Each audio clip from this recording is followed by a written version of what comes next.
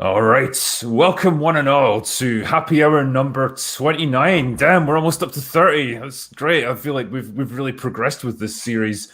But tonight, I am going to be talking about the delight that is Soldier, a Kurt Russell action movie from 1998. And who better to talk to about it than an expert on all things Soldier, Danquish. How are you doing, my friend? It's great to have you on.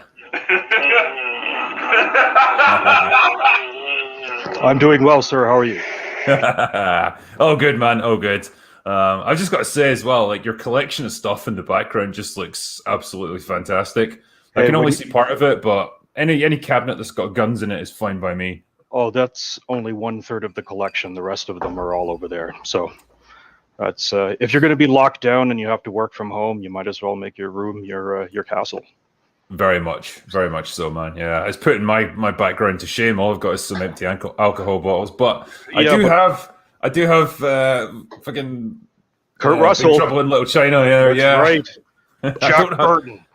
Jack Burton. Yeah, I've developed some kind of obsession with that movie recently. It's just I've talked about it too much. I need to move past it. And what better way to do it than to talk about another Kurt Russell movie? Exactly. Soldier. Here. I will drink to that right here. Yeah, so this is one that we've been looking to do for a while, and I think we were all set to do it a few months back, and then we ended up covering Cobra Kai instead. So we kind of had to put it on the back burner, but I'd always remembered. Yeah, and Kung Fury, the legend that is. That was actually the more fun part of the discussion, just covering Kung Fury. God, I love that movie. Yeah, it's great fun. But yeah, so we finally found the time to do it. So okay, yeah, thanks for joining me. Yeah, thanks for having me. So yeah, I mean, I just got the chance to rewatch it for the first time in a few years, just the other day, so I could get ready for this. And yeah, it was a really interesting experience. It's a movie that I think bombed at the cinema. It's had a budget of like 60 million. It only made about 15. Yeah, and I think it was one of those late summer release movies that they kind of pushed to the end of the roster. Like, what else have we got in the can? Let's release this. Very similar to that Mario Van Peebles movie called, what was it? It was based on a movie called Weapon. Solo. That was another one. Have you ever seen that one? It does ring a bell. Ring a bell. Another cheesy, bad, low budget movie, but kick ass, man. That's a great movie to kick back and watch. Yeah. But anyway. Yeah, I mean, I know this one's a funny one because it's kind of indirectly responsible for Event Horizon getting made. Because they signed Kurt Russell on to do this film, and they discussed with him, like, you're going to have to bulk up quite a bit for this role because you're playing essentially a super soldier. And so he's like, well, okay, fine, I'm happy to do it, but I'm not going to do steroids. I'm not going to cheat my way to it. I'm going to do it gradually, so it's healthy and stuff. My trainer reckons I can be ready in 18 months. So God bless the guy, man. I'll tell you.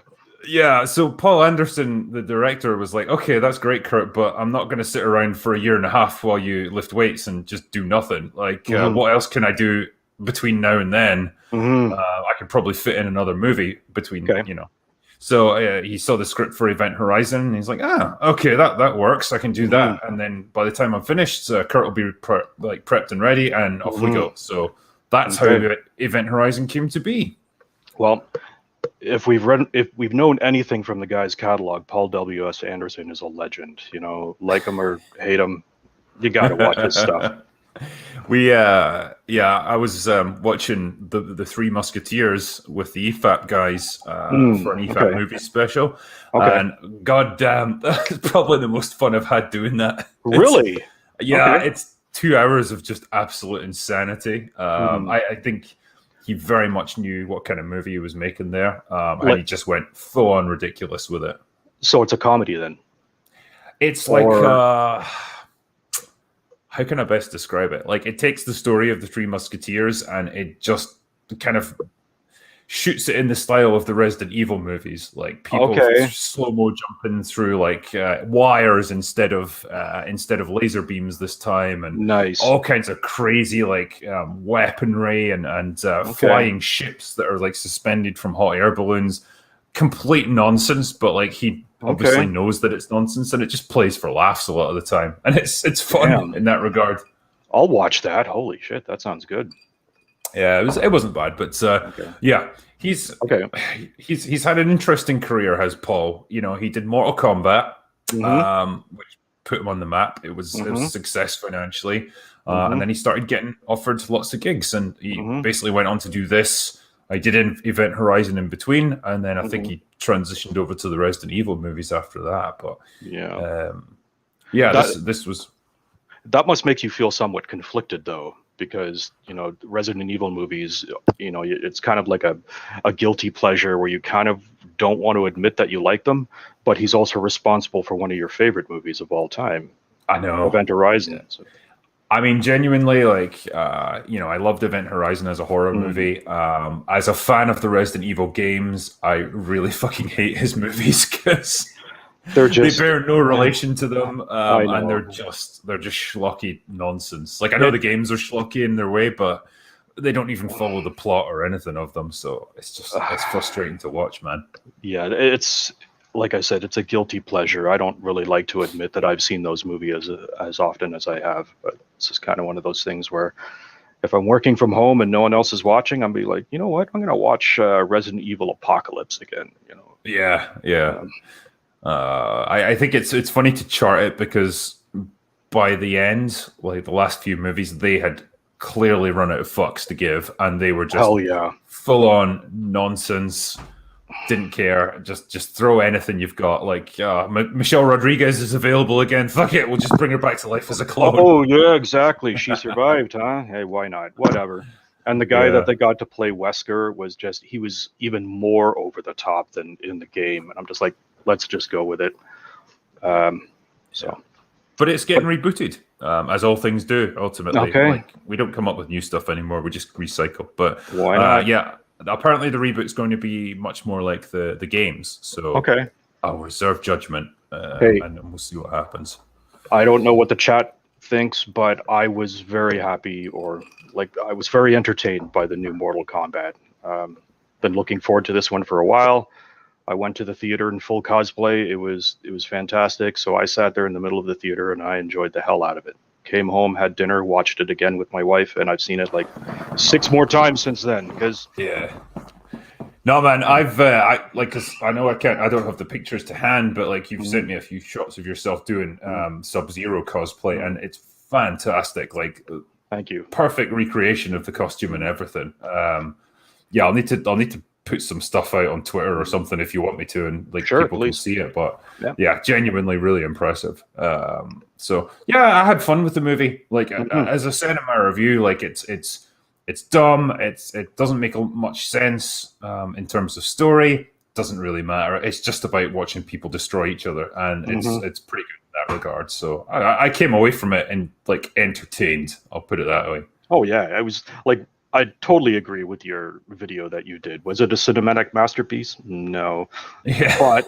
But did it preach at us? You know, did Captain Marvel come in and like kick everyone's ass and tell them how they all suck and how we have to save the planet from combat climate change? Like, no, it was a bubblegum cheesy movie, and I think they took themselves seriously, but not too hard. They were almost winking at the audience to sort of let you know that they knew that it was silly, and so I had fun with it. It's really good. I think it's weird because it's almost like a movie that doesn't have all that preachiness in it and all the politics. Is such a rarity nowadays. You feel like you need to treasure it when you see it. Oh yeah. And the thing is, if you're a fan of the game and the lore, you'll have fun with it. If you don't know much about the lore or the history of the games, you're going to watch this and be like, the hell am I watching? Like, how does this make any sense? Like, okay, well then don't watch it. I mean, it doesn't hurt my feelings if you didn't like it. It's definitely got its market, but so for the people in chat, obviously we'll respond to things as and when we can. All the super chats will get addressed, we tend to do them at the end, as always, just so we don't stop and start as we go. But I we'll just happened to notice one guy, Palpatine something. I'm sorry. He asked. It just blurted by. He said, "Is that a Danger Girl poster in the background?" It sure is. So Hey. I'm a huge J. Scott Campbell fan, so I've been collecting his stuff for years. So yes, that is a Danger Girl poster. Nice. Yeah, cool, man. So yeah, like I say, we'll do all the super chats. They will all get addressed, so don't worry. Just send them through, and we'll tackle them more towards the end. But yeah, let's talk a little bit about Soldier. All right, I'll press play on the movie here. I don't know. Do you have it up, or like we usually? No, I'm purely operating from memory here. That's why I'm partially sober. So I'm just going to try and remember what I saw a couple of days ago. Oh man, drinker, you can't be sober. You're like I'm working on it. Look, dude, you're breaking my image of you. I've got a liter of this. Hey, there you go. Okay, well, I need to introduce you to Texas Ranger. So. Oh yeah, nice. Oh, and we recently were introduced to this gem. I don't know if you can get this in the UK, but the official bourbon of John Wick, Blanton's. Yeah. Yes, I've got a bottle on my shelf. You do? Okay, good. Holy shit, this stuff is magic. I have no idea how they did this, but the flavor is transcendent. So, chat, get yourself some Blanton's. Yeah, that shit's not cheap. Like, you can get it. I don't know if it's because it's imported or whatever, but you get it over here. It's about £100 a bottle. Which is about right. Yeah. Yeah, but good stuff. That's the super special occasion stuff. So we reserve that for birthdays, special occasion, and drinker videos. Yay! It's reserved for family members and friends that you actually like. Luckily, that's a few. So nice one. Yeah, so I think the movie starts off with it shows you the process of how all of these super soldiers are created, because the movie obviously centers around them being ultimately replaced. But when you first see them, they're taken right from birth, basically. They're babies, and they're taken into this special military program. And it's really funny because the movie starts off in the far-flung future of 1996. Exactly. Which is actually before the movie came out, which is really rare. Normally they do it like a few years in the future. But anyway, it sort of progresses through the various stages of their development. And like they're conditioned from birth to accept authority, to obey orders, to be bloodthirsty, to have no qualms about hurting people or killing people or anything like that. And you get to see this little montage of the kids being exposed to all this stuff. Like you see dogs killing a pig. One of them tries to look away and he's forced to watch it. They're all kind of emotionless robots. And what I like about it, just sorry to jump in there. No, I like the fact that there's no exposition by way of dialogue or anything. All we're just seeing are images, and then it's got the soundtrack playing, and it's all done with body acting, the faces, like the look on the nurse's face when the one soldier is like this one, and you could see the kind of regret in her eyes of like, all right. And yeah, these kids don't say anything. They just sit there and they have to watch these horrific training exercises. And then it just jump cuts to the next age. And this movie doesn't fuck around. Like there's the scene where they're out on a forced march. They've obviously been on a long run together. Most of the kids are in a pack, so they're all doing pretty well, but there's one who's straggling behind. And you just see the truck pull up next to him and you hear the gunshot. It's like, weakness will not be tolerated. Well, the kid kind of staggers back a little bit, and the soldier gets out in his long trench coat, pulls out a gun and holds it up, and you're like, what? Yeah. And then it cuts back to the kids running, and then you hear the gunshot, and you're like, God damn, that's harsh. Yeah. But none of them look back. None of them try to stop it. They know, and they understand.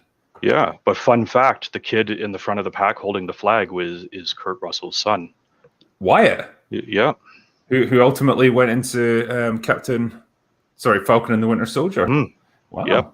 That's a baby offspring of Kurt Russell right there. So baby Kurt. Yeah. That's pretty cool actually, that he was just about the right age for that scene. And like obviously he bears a real resemblance to Kurt Russell. So that is pretty cool actually. Damn, my heart goes out to the straggler kid. I'm just watching it right now because like, holy shit, there's my childhood right there. Ouch.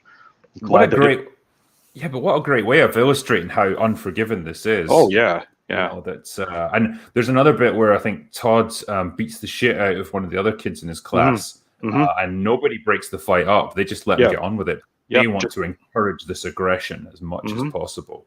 And then Uh, he sits quietly back at his table, yeah, all bloodied and bruised, yeah. no expression whatsoever. So. So as they progress, you know, they move into teenagers and stuff, Hmm. and then they complete their training, and they're then deployed as frontline soldiers. And of course, these Hmm. guys become the elite fighting Hmm. force of whatever military exists by this point. Hmm. They're used all over the world, and even in like on other planets. Hmm. You get to see them involved in all these conflicts. There's a great sort of scene actually that again illustrates how brutal they are, where Hmm. they're on a rifle range and they're Hmm. shooting targets, moving targets, Hmm. and it's all great. So one of them moves in front of like a civilian, Hmm. and Todd just open fire, destroys the civilian target so that he can hit the guy Exactly. behind, and then you see him apply that to like a real combat situation.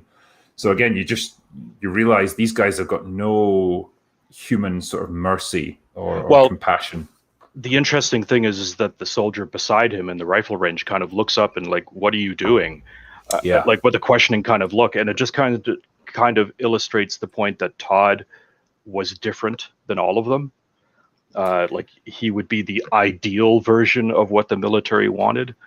Like he just gives no fucks. So yeah, he's exactly what they're looking for. yeah, Because you almost think he would get reprimanded for doing that sort of for stuff, but sure. it's like, no, that's Nope. exactly what we need our soldiers to do: Yeah. gun down civilians if they're in the way. Yeah. And You're in yeah, the you way of see, the objective and collateral damage, and yeah, it's a sad thing. yeah. And during the Moscow incident, that's when Hmm. he like there's a soldier that's got like a woman hostage, and of course he just guns her down so that he Yep. can kill the guy. And yeah, it's Yep. pretty cool. So you know Ouch. they Yeah. There it progressed. is. Yeah.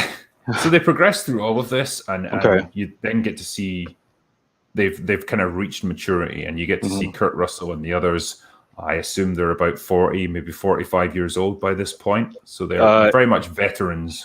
it looks like 2036 here is the Battle of the Argentine Moons here, and this is his last little mission before you see him in between missions. Yeah. So he's And 40 because he started off in 96. So that would make him that's 40. correct, right? Well, they'll all be 40 actually because they were babies when they were all taken. So Hmm. yeah. So they Damn, are. I wish I was 40 again. Holy crap! I don't actually know how old Kurt Russell was when he did this. I think he was a bit older than that, but yeah, Oh, obviously got him. yeah, I remember when I saw this movie. I saw it in the theater, and I think I read like an interview or a behind the scenes or something like that, and he said he was in his late 30s or something like that when he filmed this, and I was just like, oh great, oh cool, I've got a long way to go before I'm that old, Yeah. and it's like, oh shit. Now I watch the movie now, and I'm like, oh dude, okay. Yeah. So I think this is the point where Mhm. they're between wars. That's their status at the moment, and I love how they're all just sat beside their beds, just doing Mhm. absolutely nothing, not even moving or anything. And I saw someone had point this out in the super chat, so I want to make sure that we call this out. Yeah. Yes, the Easter egg of all of his awards that he's been given, and it's like Yeah. it goes by so quickly. You'll miss Yeah. the first one. He gets the Cash Medal of Bravery, the Pliskin patch, Yay! the O'Neill Ring Award, the McCready Cross, the UFP Purple Heart, the IGC Medal of Valor.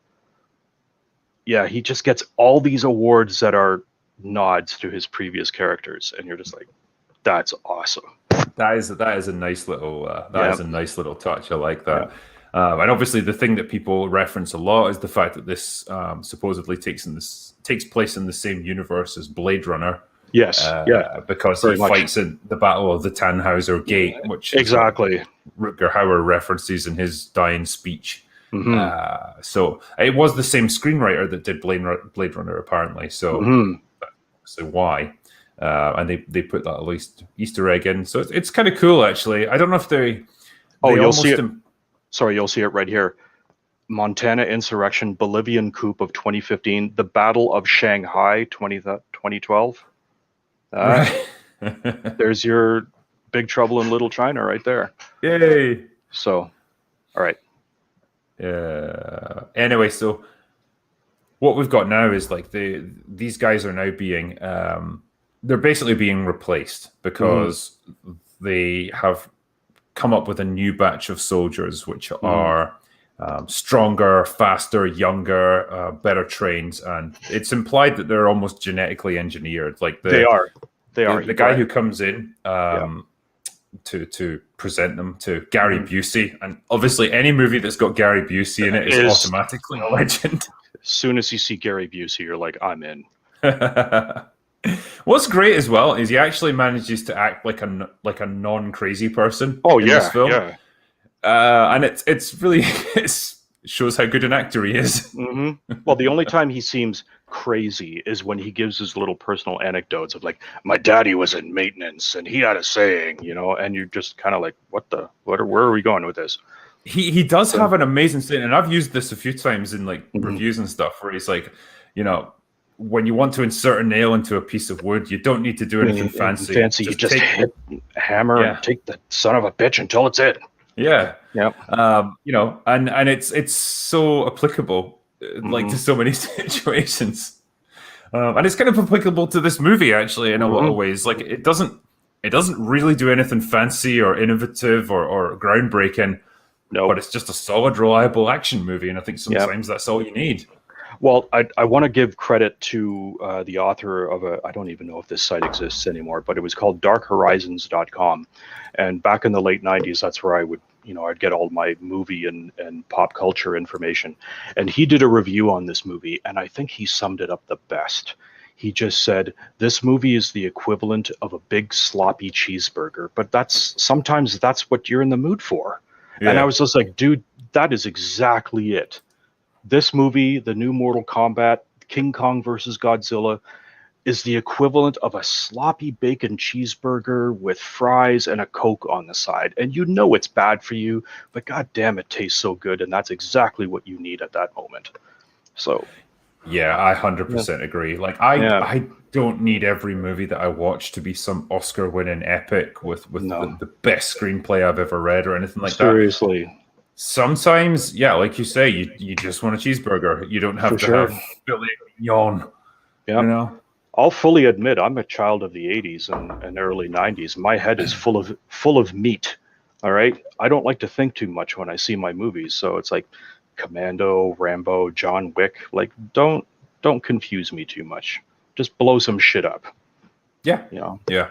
So well, I mean, for me, it depends on the movie I'm watching. You know, if it is just an action movie like this, yeah, I don't need it to be like super complex or anything. Sometimes I'm happy to just watch stuff explode. If I was watching some kind of, you know, complex thriller, yeah, I want it to be a bit more. I want it to be a bit more engaging and all that. It just depends on the film, but like in this case, you know exactly what you're getting into, and that's what the movie gives you. So exactly, yeah, I'm more than happy with that. So yeah, you've got this this slimy kind of officer type who comes in to present the new batch of soldiers that are going to be taken over, and it's interesting because Paul Anderson obviously had this batch of actors that you like to work with, because you've got Jason Isaacs playing the slimy asshole, you've got Sean Pertwee, the son of the great John Pertwee, one of the Doctor Who's in the over here in the UK. You know, both actors who worked with him on Event Horizon, so they're back again doing this. I just wish fucking Gary Busey had been in Event Horizon. Then the movie would have been legendary. I don't know. Like Gary, like Event Horizon was such a dark and serious movie. If you had Gary Busey in it, I don't know if you could take it as seriously. No, I think it would make it a very different film. I'd almost like to just see an alternate cut where Gary Busey's in it. Exactly. It's just, what's going on with this spaceship? A fucking alien. Yeah. You know, like it just. Oh man, he's definitely great in the right kind of movie. But he's perfect here. Yeah. So yeah, this slimy asshole comes in and he's like, look, your men are obsolete now, and we've got these new soldiers that we're going to be using to replace them. And so, but Gary Busey doesn't believe him. and he's like, "Look, these guys are combat tested, and as my Mm-hmm. daddy likes to say, if it ain't broke, don't fix it." Mm-hmm. But there's a great edit here where Kane, the camera focuses on Kane and he's trying to look all serious and tough, and then the camera then switches to Kurt Russell, who's just standing there, and Kurt Russell, God bless this guy. The guy can act with just his face, which is why this movie is so good. He doesn't even have to say anything. Just look at his face, and it's relaxed, but you see there's this, stern confidence in his face, in the expression that he's giving off, which just conveys so much. No, I very much agree. It's something I was going to comment on later, actually. Okay. But since you brought it up, I'll definitely add to that. All right. Sorry. Yeah, like Kurt Russell, he only gets a handful of lines in this whole movie. Like, he barely speaks, and it's so weird for a guy that's normally, well, apart from Snake Plissken, maybe he normally plays very like cocky, kind of charismatic characters. Sure. But then you think, well, okay. How does he convey any sort of emotion when he doesn't speak, and he's very stern, and he's basically playing this guy whose whole personality has just been erased, and he's just this killing machine. But it's in his eyes, like very much. People often say this, like, "Oh, you can see what a person's thinking from their eyes," and a lot of the time you can't really. But with him, you absolutely see it. He's got these really intense, sort of icy blue eyes, and he can just convey every emotion just from the way he's looking. And this movie, chat, if you haven't seen this movie, it's like, I can't oversell this. It's so well done. Like, just the next scene where you see after all their training, Jason Isaacs is showing off his crew. Like, look how skilled and how strong they are in the gym. The scene cuts to when they're running. It's got Kurt Russell running, and he's breathing, and he's focused, and he's doing his task. And just look at his face. He's like so focused. And the fun part is he did this on a busted ankle. So. Yeah, I heard this. Yeah. He injured himself midway through filming or something. Yeah. So they had to do all the scenes where he was lying down, and then the bits where, like, you see a lot of him, like, from the sort of waist up in doorways and stuff, and he's hanging on to things when he's recovering, and it's like, that was obviously to hide the fact that he was on crutches or whatever. Well, this scene where he's running the mile or something like that, he's doing this while his ankle is injured. Shit, man. And it's like, geez, Kurt Russell, you're the man. Yeah. There's, like you say, they go through various challenges, and the new batch of soldiers just ace everything. They're better than the old ones. And then they have to do a run. And I'm sure, like, you hear the Jason Isaacs character say, Kane, you've got to run 15 miles. You've got 60 minutes. Go. 15 miles in an hour is fucking incredible. That's beyond Olympic standard. And the way they shoot this, like, here he comes out of the smoke, and then they add in these sound effects, and they're just trying to show how intimidating he is. And because he starts like 20 minutes after Todd, like Kurt Russell's character, and yet he still beats him because he can just breeze right past him. And again, they finish, and Busey is trying to argue, like, well, Todd ran at the speed he's been taught to run at. He takes it slow and steady because that's what he does to conserve energy. But is your guy still capable of fighting? And so it's on to the next bit where they tell Todd to climb a chain, like they have to climb rope basically, but it's a chain, and up he goes, and then Kane goes up, and he just goes up this thing like a beast. Like, he doesn't even use his legs; you just see him like right to the top. Well, that was special effects. They hid the wires. Oh yeah, whatever. Yeah. I'd just like to say for the record that this scene always hurts my ankles and my knees, because I've tried running in combat boots, and those things are not comfortable. All right, there's no cushioning in them. So the fact that if they in fact used actual combat boots for this scene, it was like, okay, you guys are hardcore. Yeah, because you're running on concrete. Like, wow. Okay. Yeah, I take it those things, like, they've got a lot of the time steel protection in the soles, haven't they, to protect against IEDs? Yep, and they're heavy. Yeah. So. Yeah. There's no impact resistance. You get nothing to assist you. You're just trying to plod through. Yeah. And yeah, I love this scene. Todd, up the chain. Yes, sir. And then up he goes. Yeah. God, look at like, holy shit. I would pay money to have Kurt Russell's shoulders in this.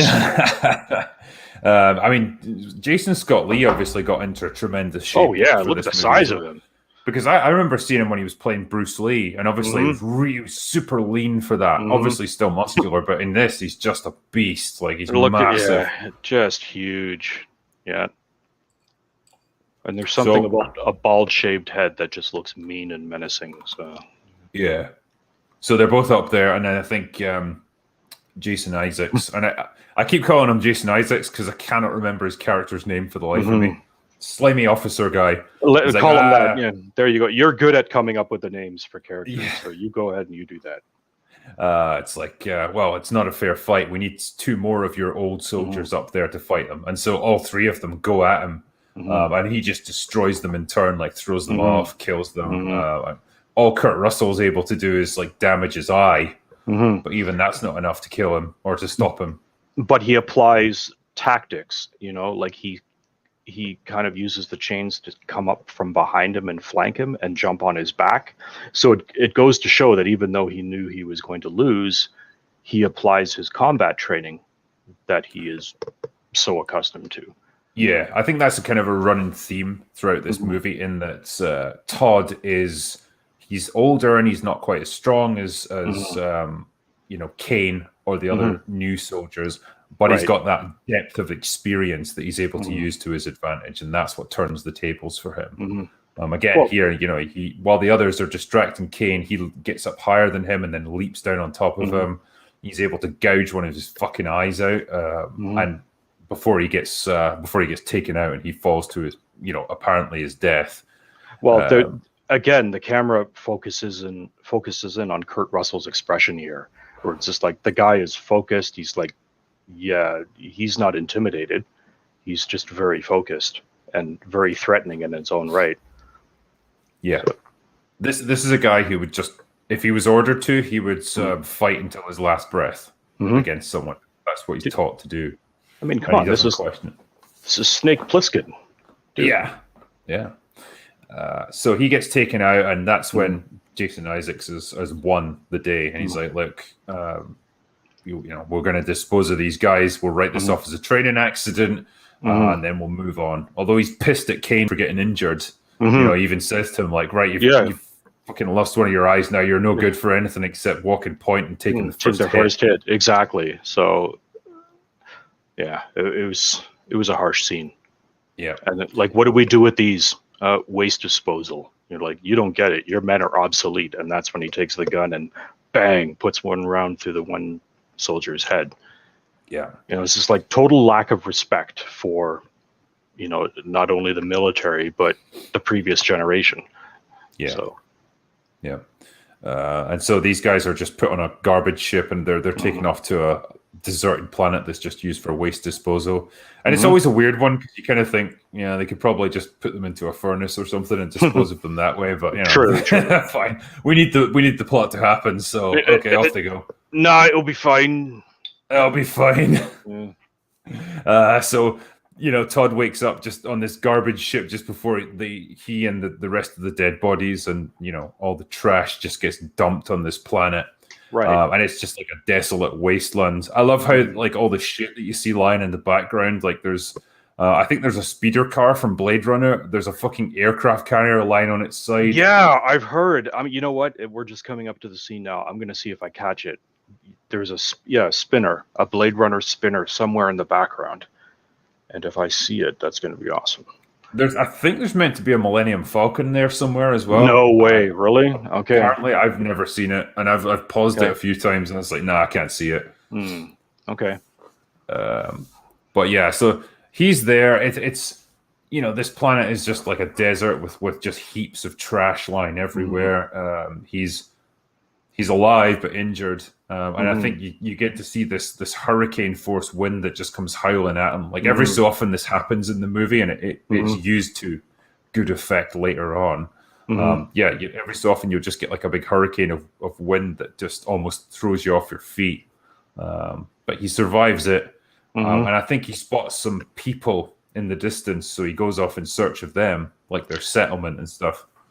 Let's see. Okay, Arcadia 234. He just gets dumped out of the ship. He's holding his side.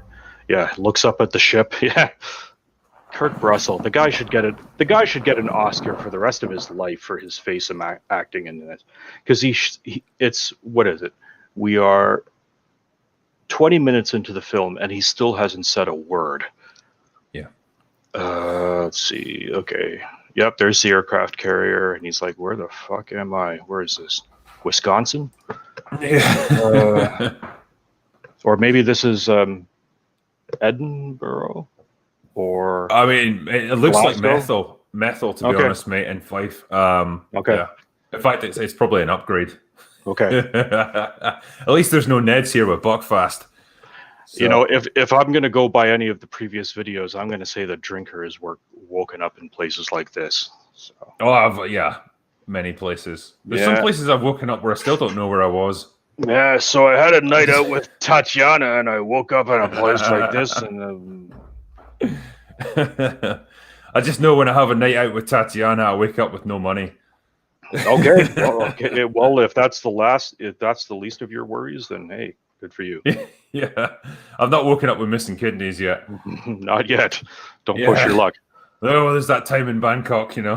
Hey, we don't. Hey! What happens in Bangkok stays in Bangkok. Right? Yeah, words to live by.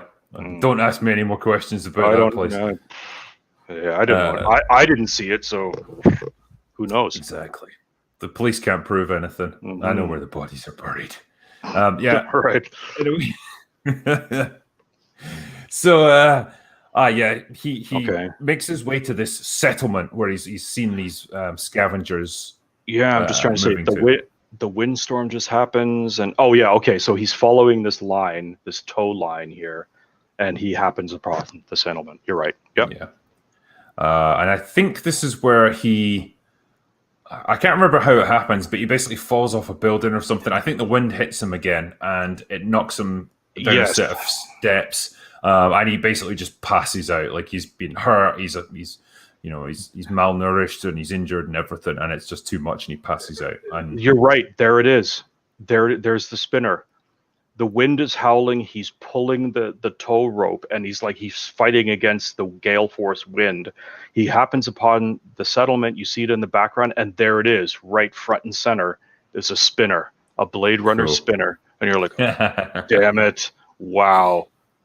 Okay, and there's some kind of endoskeleton here hanging from a post. Yeah, they've got a real thing for parking meters in this movie. Yeah, for sure. Those things are everywhere. So he wakes up and he's been brought into the care of the settlement. That's there. Yeah, and Connie Nielsen's there to look after him, and damn, that's a face I wouldn't mind waking up to. Holy shit, yeah. She is beautiful. Yep. Same thing. She was in Gladiator, and there was that scene where she comes to talk to Russell Crowe. Yeah. When he's chained, when he's in the prison, and he's like, "Guard, the lady is finished with me." And you're like, "Dude, really? Like, dude, what's the matter with you? It's Connie Nielsen. Like, come on." Yeah. She would never be finished with me. I'm like, seriously, you're gonna die anyway. I mean, have a go.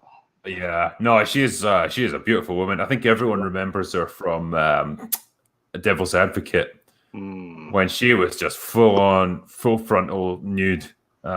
Awesome. It's a great movie. Well, she made it great. That's rather sexist of you, drinker. You gotta check your privilege or something. I know. I'm being too toxic. All right then. But yeah, her obviously nowadays from Wonder Woman and stuff, where she's obviously a bit older, but she's still pretty hot. But back in the late 90s, man, she was just spot on. Speaking of, did you happen to see that new movie, Nobody? Have you seen that one? Not yet. No, it's got Saul from Breaking Bad in it, hasn't it? It does, and she plays his wife in it, And yeah, granted, she's a little older, but she's still a looker. And that was a fantastic movie. If you haven't seen it, I think you will really like it. It was he does such a good job, and from like the story is rather derivative, but the turns that they take with it, and the narrative that they build for this character, you're like, okay, I didn't see that coming. That's awesome. Yeah. I think you would really enjoy it. No, I'm looking forward to watching that. I am going to watch it. People keep going on to me. I need to watch Invincible. It's like an animated show, and apparently it's meant to be awesome. So I'm going to give that a go. And people also want me to watch Without Remorse. So it's like Michael B. Jordan's, based on a Tom Clancy novel. So I'll give that a go. I know nothing about that, so I'll go into that totally fresh. I don't know. I don't think Michael B. Jordan is any Ryan Drake, but whatever. Give it a chance. Yeah, well, nobody's Ryan Drake, That's true. Sorry, people as well in chat were saying link Danquish's channel. I can't, because you don't have one, as far as I'm aware. I don't, and I sincerely apologize for that, chat. I just can't think of anything that people would be interested in watching. I've actually had people asking me if I would do a channel or a stream of me building 3D models or any of the things that I build in my spare time. Because a lot of the things that are hanging on my wall are custom made. Like I 3D print all of these things. Like I've made objects, and I do custom Lego kits and everything like that. And it's just, I don't know. Do people want to see that? I have no idea. Do people want to see me trying to problem solve, doing 3D modeling and 3D printing and then building something? I don't know. There's so many channels that do that. So press Y if you want to see Danquish do a channel with that stuff. Exactly. Press Y in chat.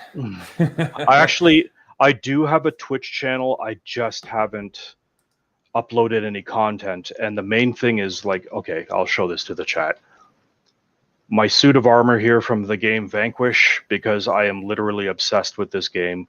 I was actually going to do a stream of me playing the game Vanquish while wearing the suit, but it's just I don't know, that seems kind of cliche. Would anyone want to see that? Do you want to see me speed run Vanquish wearing the suit? I've got to be honest with you, I'm seeing nothing but Y's in chat here. Really? Okay, well, I say go for it. Okay. I think as well, it's probably going to be a useful thing for a lot of people who want to get into this stuff, like cosplaying, and they want to build their own things to understand how it's done, and maybe learn from other people's experiences. Could be a useful thing. Fair enough. Now that I was one of the first cosplayers out there to actually get a 3D printer in my collection, and I received a lot of flack from people way back in the day of you're cheating. 3D printing is cheating. I'm because this suit is all made out of the traditional materials. It's all made out of foam, plastic, thermoplastic, cardboard, and it took me 6.5 months to build this, including the rifle. The rifle lights up and it's fully operational. It's an airsoft M16. But yeah, I built this whole thing from hand by scratch, and it took me 6.5 months to build it. Now, if I were to do it again, I could do this all on my 3D printer, and I could put it with a professional automotive grade finish and all that jazz, which is what a lot of cosplayers do nowadays. But back in 2014, a lot of people are like, oh, you're cheating using a 3D printer. You should do everything by foam. And I'm just really? Yeah, if you get a better end result and you're having to build each bit individually, I can't see any problem with that. Luckily, I have a very, very forgiving and understanding wife. So she understood how much this game means to me. So she just basically didn't disturb me for the 6.5 months that it took me to build this. But I laugh because, it almost makes me feel like I live in a medieval castle, because, while people of yesteryear would have suits of armor in their castle, I actually do still have one. And when the mood strikes me, I can still put it on because I still fit in it. But it's, it was a lot of fun. But all that to say, 3D printing is amazing. Like these Zenyatta orbs that I have here from the game of Overwatch, those are all 3D printed. It's an amazing technology. So Nice, man. But back to the topic at hand. The movie. Sorry. No, that's cool. So yeah, Todd wakes up with Connie Nielsen helping him out. Well, first he gets knocked down by the wind, and he looks at all these children who are just like staring at him, like, what the hell is this? And then you get the shot where you see just their boots on the ground, and you kind of assume it could be soldiers or whatever. That's what he obviously thinks. The camera just pans up, and it's little kids. What the fuck. So he wakes up there, and I guess everyone's wanting to know where he came from and why he's there and all that sort of thing. And so you get to know who the sort of rough layout of the place. You've got Mace, who's played by Sean Pertwee, who's like a colonist in this place. You've got his wife, Connie Nielsen. They've got a kid who doesn't speak because he got bitten by a snake and poisoned, so it damaged him in some way when he was a little kid. And you kind of gradually find out what this place is, and it's I think they were a colony ship that crash landed on this planet, years earlier. They couldn't find a way off, and they had to scavenge the junk that was there in order to survive. And so they've built themselves a little settlement, and it's kind of just a peaceful community where they kind of work together in order to survive. So you've got that contrast between Todd, who's this just military man who exists for one reason, and that's to fight and kill, versus this community which he's now been placed into, where they're very supportive of each other, and it's a very peaceful place, and like how does a guy like that find a way to fit in there? And what's quite cool about this movie is it does take its time to set up all this stuff. It's probably the first half of the movie is just that. Exactly. Once he gets dumped there, it's him trying to find a way to fit in and to work as part of this group, and you ultimately find out that he really can't, or he struggles with it. Sorry, I'm just pausing on the scene here where he's laying in the bed and Connie Nielsen is offering him some medicine, and it's just like, look at that Connie Nielsen. Can we just pause for a second? Let's just take a minute out of our lives to appreciate Connie Nielsen. Damn, I don't think she's wearing a bra. I'm just saying. No. You get that later, actually. There's a few moments where she's bending over like a sink or something like that to wash. And the camera just right down on her breasts. Hell yeah, I'll tell you. They're definitely worth your time anyway, that's for sure. Because she's Danish, isn't she?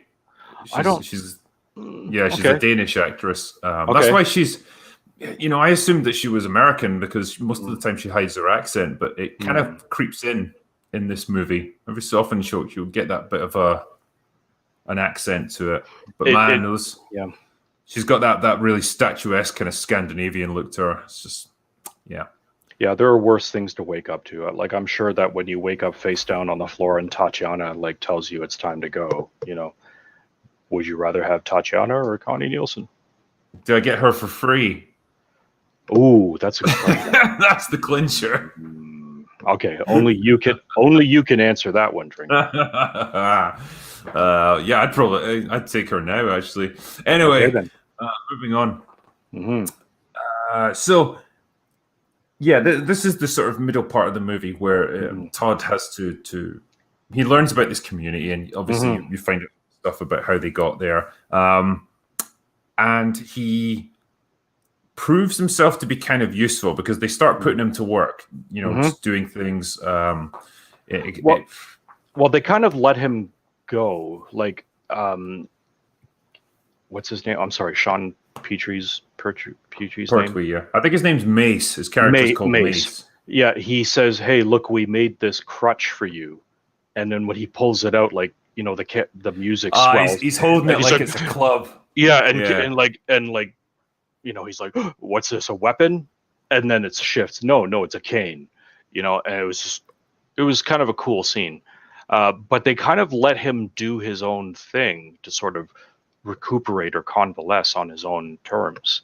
So Yes. I think the next scene is him doing his punching bag thing, which I thought was pretty awesome. Well, I think that comes slightly later, but yeah, Does it? Okay. there's a little bit of recuperation time when they're being fairly like understanding towards him. They want to know where he came from, and he can't really tell them much because You're right. You're right. It's the dinner scene next. Okay. But what you get is there's that scene where they're all eating together, and obviously because he's a Marine and he's trained to just eat whatever he's given, like he will just wolf down plate after plate of food. Well, this is interesting because Mace is scraping off his food into his food, and then the camera switches over to another community member who's like, "What are you doing? That's weird." Yeah, why are you being nice? Yeah, totally. The other thing I noticed in this, like obviously because Kurt Russell had to put in a lot of time at the gym to get in shape for this, they do show a lot of him just going around shirtless. Oh because you know what? If I was the director and it's like this dude made me wait a year and a half for him to get ready, it's like you're basically not wearing fucking clothes while we make this film because I'm gonna make the most of this. Holy shit! Like just before this, you see the scene when Mace presents him with the cane. It's there's Kurt Russell not wearing a shirt, standing in the doorway, kind of bracing himself against the door jambs. I need to print that out and stick that in the wall of my workout room. Yeah, it's like, listen, that's motivation. Listen, I'm heterosexual. I've been married to my wife for 20 years, but goddamn, Kurt Russell, look at him and just like, oh. I mean, what do I need to do to get shoulders like that, dude? Yeah, because obviously he was a little bit older when he did this, but yeah, he did get into tremendous shape for this role. He's properly jacked, and it's impressive that he's done it. Yeah, I think I actually listened to the direct, actor's commentary. Like back in the day, there was a thing called commentary with DVDs, and I heard him say at the time, "Take a look at this shot. This is me in the best shape of my life." I'm like, yeah. All right, you go, Kurt. Like seriously, the guy was already a legend by the time this movie came out. But the fact that if he was in fact, I'll have to do the math, but if he was in fact like in his late 30s or something when he did this movie, it's like, geez, son, you really put in the effort. Yeah, and he did this like as he said, like. Apparently, he did it without any steroids. That's hard work there. That is all hard work right there. Kurt Russell. Once again, I'm going to raise my drink to Kurt Russell. Yeah. So Jack Burton to Chat and to Kurt. There we go. Anyway, so So he has dinner, and they're like, this one asshole in the community is like, "I don't see how you could not remember how you got here, soldier." Yeah, there's always that one guy. Yeah, and so the next sort of section is just him gradually recovering from his injuries, and he starts to help out a little bit in the community. And well, they see that he is like when he reveals that he was replaced by a better soldier. And there's that kind of that empathy, that sympathy that they have, and they're like, okay, maybe he's not such a bad guy. Yeah. So that's coming up.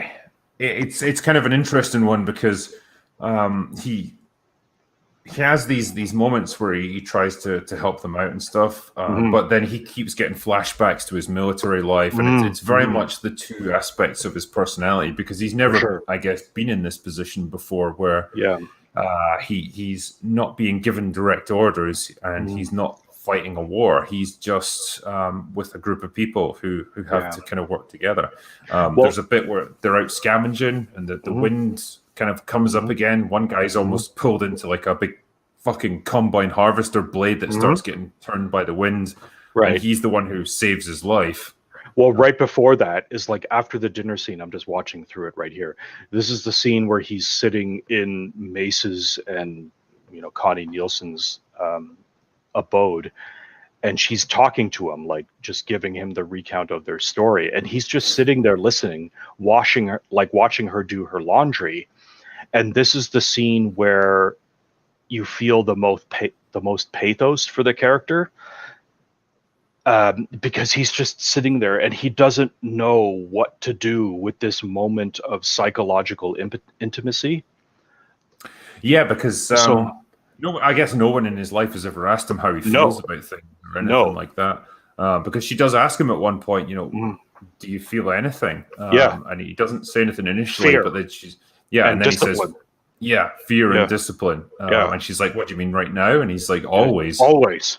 And then she Uh, gives him a hug, because this is the first time in his entire life that someone has shown like physical affection to him. And what does he do? He trembles and shakes, and you're just like, wow, that's kind of funny, but also tragic in a way. It's like, you poor bastard. Like, you've never been held in your entire life. It just conveys the severity of his upbringing. I think Um, you can kind of interpret it two ways, because okay. obviously it's it's implied that I guess he's never been around a woman before either, and Hmm. so like there's those scenes where like the camera's on her chest Hmm. when she's Hmm. like leaning over, and like Hmm. you can then it goes straight to him, so you obviously know that he's looking at her in that way that he's never like experienced before, Well, he's and then never that's experienced a mother or a lover or a yeah, sister or exactly. anything. And that scene where she hugs him, like she's, Mhm. physically close to him, and he's Yeah, never experienced that before. And when he's shaken, you yeah, can kind of interpret that as either he's dealing with emotions that he's never felt before, or right. he's attracted to her, and again, he's never experienced that before, so he doesn't know how to deal with it. When I first saw the movie, I've always taken it to mean that he has never been held before in his life, and so he doesn't know how to deal with the situation. So he just shakes out of fear, out of this is not right, because this is not the way that I was raised. What is this person doing to me? And it's not so his brain just can't process it. That's the way I never saw it as sexual or anything like that. I mean, yeah, I think I'd like to think it's just more, yeah, the idea that he's never experienced any kind of Yeah, no. emotional intimacy with anyone, and I think it's a better way to look at it, probably. Mm, But okay. I this is what I like about the movie, is that it Mhm, kind of deals with these quite interesting ideas of like, how mhm, does a man who has spent his entire life fighting, mhm, how does he find a way to move beyond that and mhm, be part of this community, which is a peaceful one? mhm. I Can he think do it? I read an interesting commentary on this movie back in the day when it came out, of like, you have to apply a lot of suspension of disbelief when you watch this, because there is absolutely no way a human being, because that's what Kurt Russell's character is. He's not genetically modified. He's a pure human. There is no way that a human can grow and develop without that type of physical affection. Like, if they are neglected, if they are not given a hug, if they are not given that emotional type of connection, they will not develop. Simple as that. So the fact that he reached whatever he is in this movie, 40, without that type of physical contact is, by all accounts, impossible. He would have like been severely developmentally retarded in the purest sense of the word. Well, I So, think you know, emotionally, that's kind of what he is. mhm, Intellectually, he can solve problems and do all that stuff because that's what mhm, he's trained to do. But sure. he would have never been trained to deal with any kind of emotions, and so, Mhm, like a child in that sense, he's like discovering all this stuff for the first time. Um, mhm, but he's very much scarred by his experiences as a soldier, and so mhm, it's almost like he's dealing with all the trauma of the wars that he's fought mhm, now, because this is the first time he's been given space and time to actually think about any of it. mhm, And that's why you get all these flashbacks, you get all these nightmares that he mhm, has, because it's all this stuff that would have driven a normal person insane, but like he's just finally acknowledging that all this has for happened sure. to him. I just want to call out some. Martin Anderson just said all humans are not the same. Okay, you know what? I agree. I understand. But there are certain basic human needs that all humans share. So that's all I'll say to that. I guess with this movie, it posits the idea of what would you end up with if you treated them like this throughout their lives. Because you turn into a complete sociopath, and maybe that's what he is. Like when you look at it, maybe he is a complete sociopath in this movie. They just don't follow that storyline. Well, because obviously it's obviously strongly implied that he's attracted to Macy's wife, and there's that kind of tension there between all three of them, because Macy kind of sees them every so often looking at them. That's true. He's in a way he's a really good man, because he doesn't just tell him to fuck off or anything. Like, everyone treats him well. Yeah, they kind of understand he had a broken upbringing based upon his attitude. And I think that the final straw comes when the child, the son, is playing, and a snake makes its way into their home. And it's like Kurt Russell gets it, stops it from attacking him, and he does that thing with he grabs a boot and tells him that he should kill it. Yeah, and shows him. Yeah. And again, there was no dialogue. It was all done by action. Yeah. He's just like, here.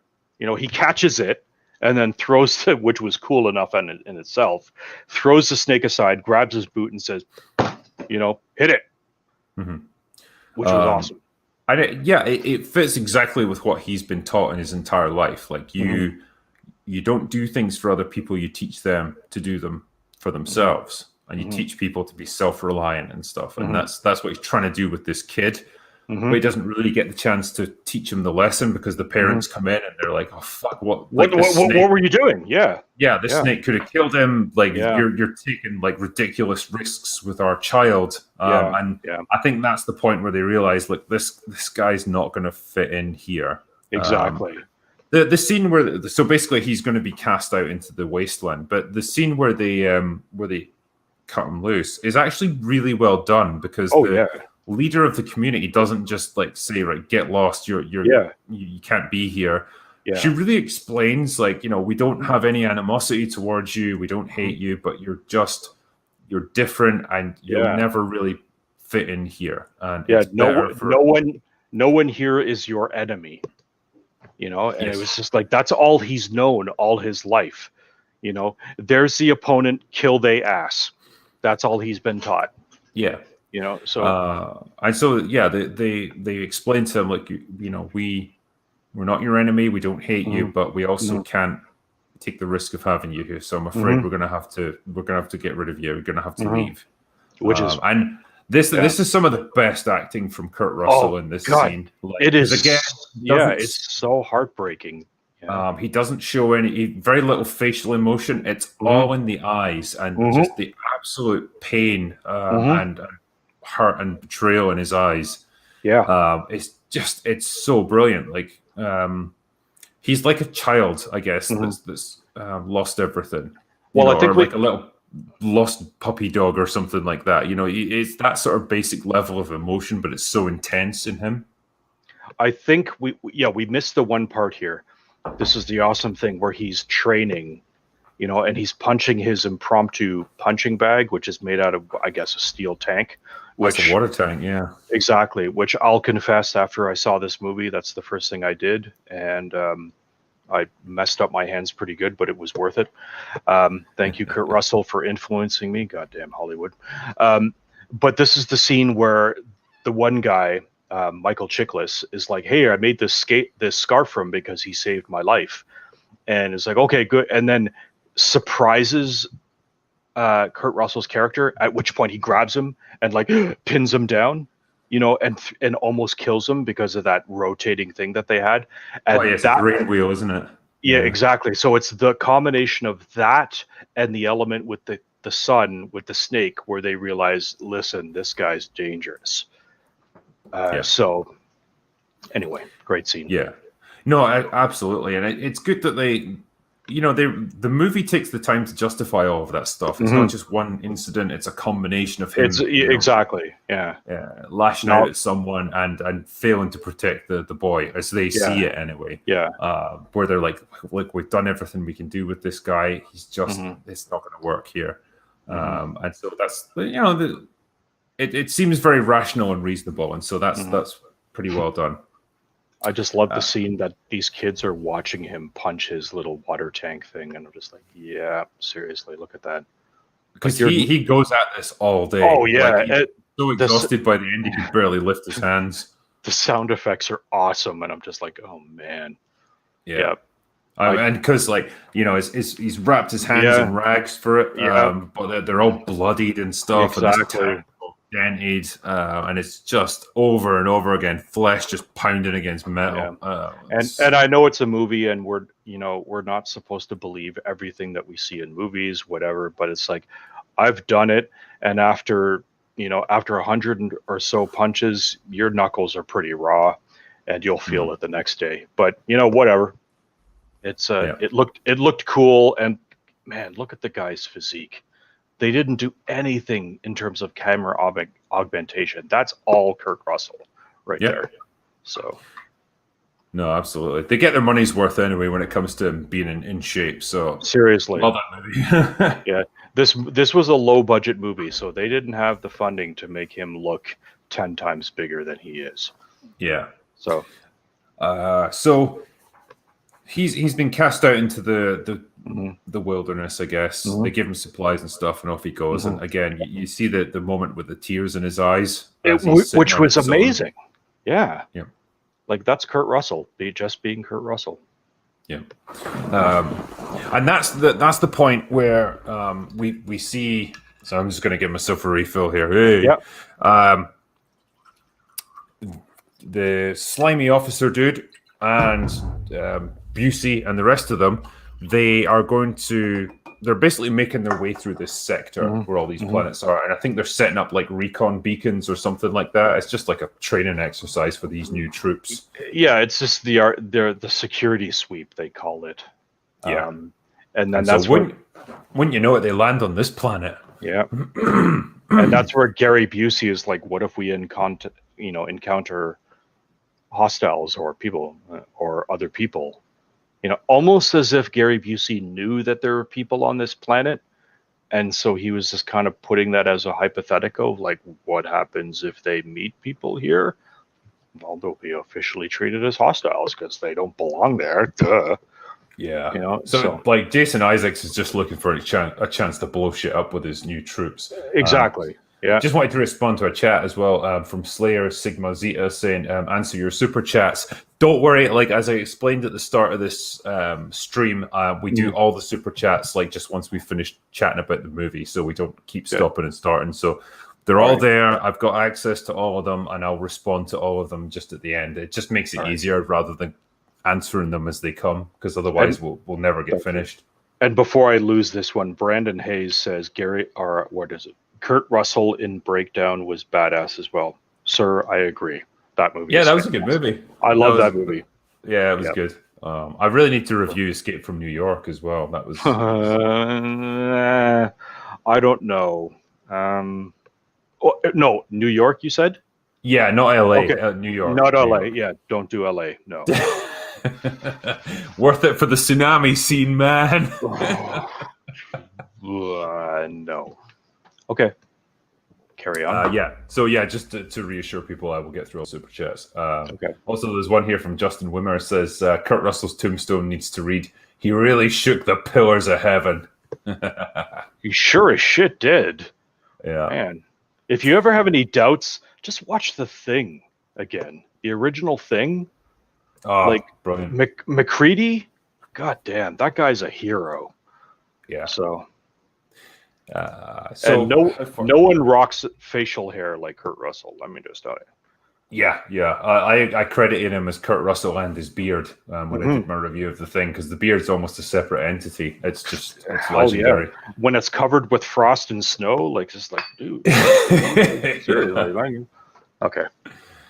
Anyway, so the the bad guys arrive on this planet basically with these new troopers, and it's just as this is happening, the Mace and Connie Nielsen, they're asleep in their bed when a snake, and wouldn't you know it, another snake comes in and almost kills them, but their son batters it to death with a boot, just like Kurt Russell taught him to. It's almost like he was trying to show him exactly how to protect them. And the funny thing is, in the director's commentary, I'm sure I'll never forget his name, Sean Pertwee.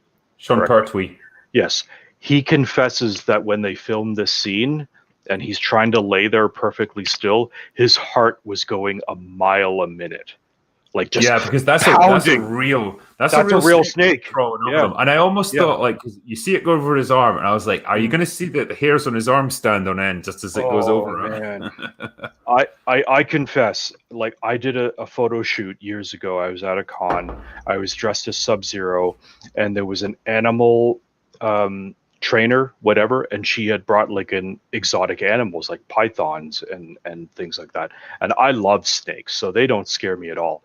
But she had a scorpion, and I thought, okay, this would make for a really funny photo on Instagram if Sub-Zero has a scorpion sitting on his wrist. So she placed this giant black emperor scorpion on my wrist, and she told me to be perfectly still while we took the photo, and I was shitting my pants. Because I am not afraid to admit, arachnids give the tarantulas, scorpions give me the heebie-jeebies. And this thing was perfectly nice as long as I didn't move or make any sudden movements. And I'm wearing, like, I've got a full cowhide glove on, which would have protected me anyway, but holy shit, this thing scared the hell out of me.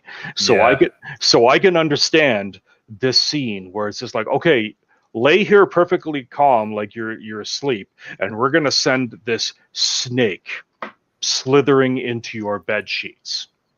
Be cool. No, I wouldn't be cool with that. No. When you started that story, I honestly thought that you were going to say about Sean Pertwee, like, I was lying there with Connie Nielsen and I had a really awkward boner. Well, unfortunately, I've never had that kind of success in my career. So, let's just say there are certain female celebrities out there that my wife would be like, I understand. I'm not going to hold it again. There's certain ones you're just allowed to. It's like, look, if you're lucky enough to score with this girl, go for it. Hey, listen. If Gina Carano were to come to our door right now and be like, you, me, let's go, my wife would be like, all right, then. She'd be like, I understand. Completely reasonable. Listen, I love you. We didn't have a good run, but I can't compete with that. So you go and, send me a postcard. So. Never mind. Where did we get to? Oh, yeah, so their son kills the snake thing. And they realize, like, damn, Todd was actually trying to help us this whole time. Like, And it's the whole teach a man to fish kind of argument. Exactly, which I thought was so well done. Like, it didn't need a lot of exposition. They didn't do the whole Ghostbusters 2016 thing where it took 20 minutes to explain the goddamn joke. It's just like, bang. Yeah. You get it. And, what's interesting as well is, like, whenever they deal with Todd, they always, like, not dumb down their dialogue, but they do keep it simple for him because they almost understand, like, this guy doesn't process emotions in the same way that we do. So when Mace goes out to the wasteland with all this junk and finds him, he doesn't give him a big elaborate explanation of what just happened. He just says, like, we were wrong and we made a mistake. And we want to come back. That's all it takes. That's all it needs. That's what I love about this movie, is that it doesn't waste time going into long exposition or explanation. You get everything you need from the dialogue. Yeah, and really good acting, because Sean Pertwee is a great actor. Like, for sure. His dad was a great actor, and he honestly, like, you don't see him in so much nowadays, but he's got a great expressive kind of look about him. For sure. Well, there's the whole scene where they're playing that song by Lorena McKenna, and it's like this, montage kind of thing. And there's that one scene that you alluded to earlier where, he looks up and it's like, is there something going on between my wife and this soldier? Yeah. And that establishes to the audience that there's some kind of weird tension, but it doesn't go on much more than that. It doesn't go on, and the movie, it doesn't cop out, but it just terminates that kind of love triangle thing very quickly, because just as Mace finds Todd and he gives him this explanation, that's when the military aircraft flies overhead with all the new batch of soldiers in it, and they they land, they roll out with their what would you even call them? They're not tanks, but they're like land assault vehicles. They call them crawlers, and they actually built those for the movie. That wasn't CG. That was physical prop. Right. But these giant things that just start launching explosives everywhere, and it severely injures Mace. It blows one of his legs off, and he which is a great scene because he does this huge flip.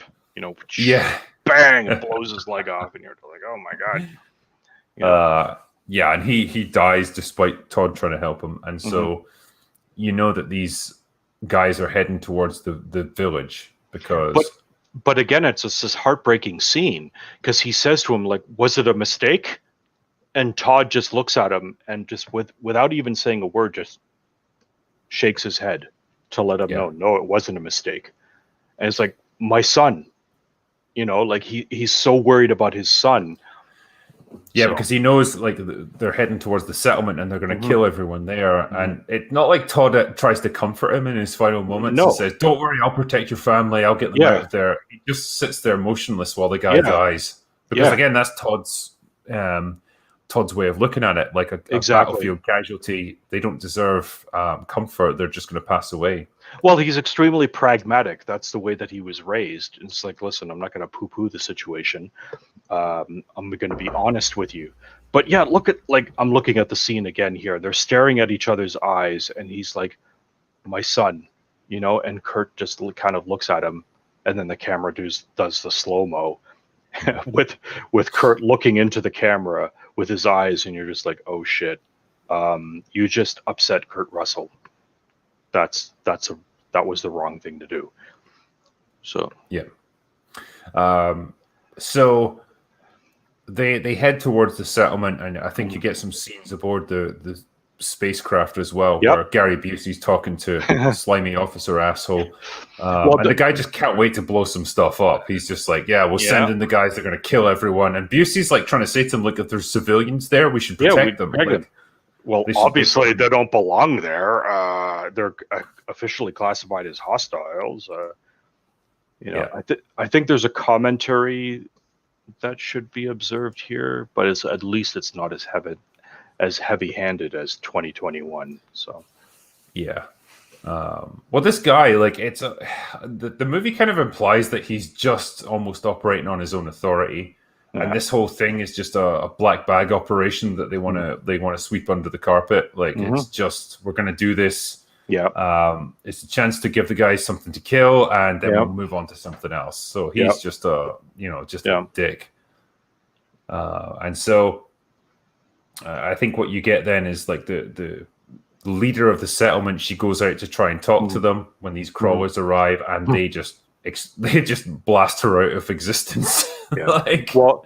She just says, God help us, and then bang, they blow her away, and you're just like, yeah, you know what, there's a funny little jab that you can glean from that in regards to, hey, when you're faced with a hostile force armed with ammunition, obviously bent on harming you physically, I'm gonna go talk to them. It's like, draw your own conclusions from that. Yeah, because talk will obviously work. So yeah, the happy clappy approach doesn't always work. These these people are they're not hippies, but they're kind of in that same vein of like, everyone's good and like we can work together and all that stuff. And Sure. clearly, it's not going to work when you're up against a military force like this. And I appreciate the sentiment, but sometimes life mandates that you take up arms. You can't just simply talk it out. And this is coming from someone who is speaking to you from a certain part of the country where this is the modus operandi. Can't we just hug it out? Yeah. So yeah, hugging it out doesn't work, and everyone gets kind of deadied. Kids, never underestimate the power of a good beating. Let's just say. Yeah. So these guys, they head in, and they just lay waste to everything in front of them. It's like gunning down civilians. There's dudes with flamethrowers just setting people on fire, and it's. I think that's when Todd shows up and he kills the squad that's gone in to this village. He just takes them out with a knife, basically. Does he not just ambush them? Yeah, I just want to call out one comment on the comments here. This is awesome. Where is it? I'm sorry, it just went by. Mika Kivanamia? I'm probably mispronouncing that, and I apologize. This Danquish guy is a bit on the slow side, I see. Thinks of himself as an insightful and verbose. No, mate, just no. Thank you. I appreciate that. I appreciate that. In the words of Sylvester Stallone from Demolition Man, I don't know. Thanks. So, anyway, carry on. No, I appreciate having Danquish here. Like this is why we're doing this. So like we can bounce ideas. Listen, I'm a dumbass. Do I apologize for it? Well, ultimately, you've got a hell of a better setup right behind you than I do, so I respect you. Hey, whatever. Call me whatever you want. No, man, it's like I say, it's genuinely a pleasure to have you on for this one. All right, I'm gonna blame the Texas Ranger because now I've just polished off the bottle. So whatever. So you're gonna have to go into the Blantons now. I'm just gonna say that it's a drinker's fault that I am a raging alcoholic. All right, so drinker wakes up in his bathtub. There it is. Well, yeah, it's only happened a few times this year. But yeah, what was I going to say there? Yeah, sure. Sorry. Nobody comes onto these streams sober. That's the way it's done. You're on the wrong stream if you come in here sober. Let me tell you. Indeed. So yeah, Todd. This is where we flip into full on action mode, and I'm not going to go blow by blow through all of this because there's a lot of just general fighting in this next sort of act of the movie. The gist of it really is that Todd has resolved to protect this settlement, and so he's gonna fight with everything that he's got to do so. And it's funny because a different movie would have had Todd given them instructions and forming plans and stuff of how they're going to draw the enemy in, and they're going to set an ambush here, they're going to do this or that, and you get to see it play out. But there's really none of that. Basically, he takes it all upon himself, and there's that moment where they ask him, like, what are you going to do? And you get that classic line, I'm going to kill them all, sir. But to expand upon that, there's the scene where Connie Nielsen says to him of like, we're not cowards, we'll do as you tell us, and he says to him, he says to her, soldiers to serve soldiers. It's like, so she expresses that they're willing to follow his commands if he's willing to offer them. So they at least present that as an option. Yeah. And you know what's interesting as well? Like, this is what sets this movie apart from what you would get nowadays. Like, Connie Nielsen never really has a moment where she fights with him. If this movie was made nowadays, she would absolutely kick ass. And she would probably he would have a moment where he'd be like, holy shit, she's better than I am. Oh yeah, But what am I doing here? Take all the guns and beat up 10 guys, and I'll just stand back and watch.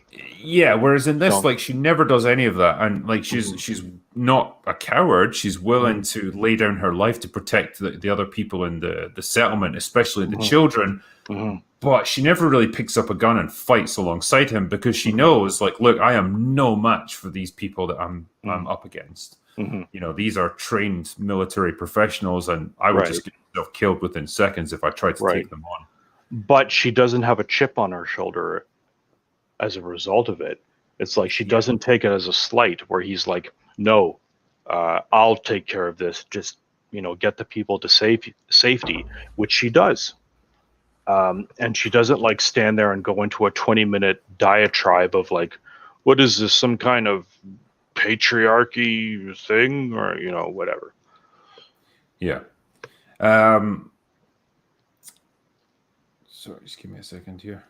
Yeah, I'm just watching the scene here where Sleazy, they blow up the encampment, and they experience some opposition.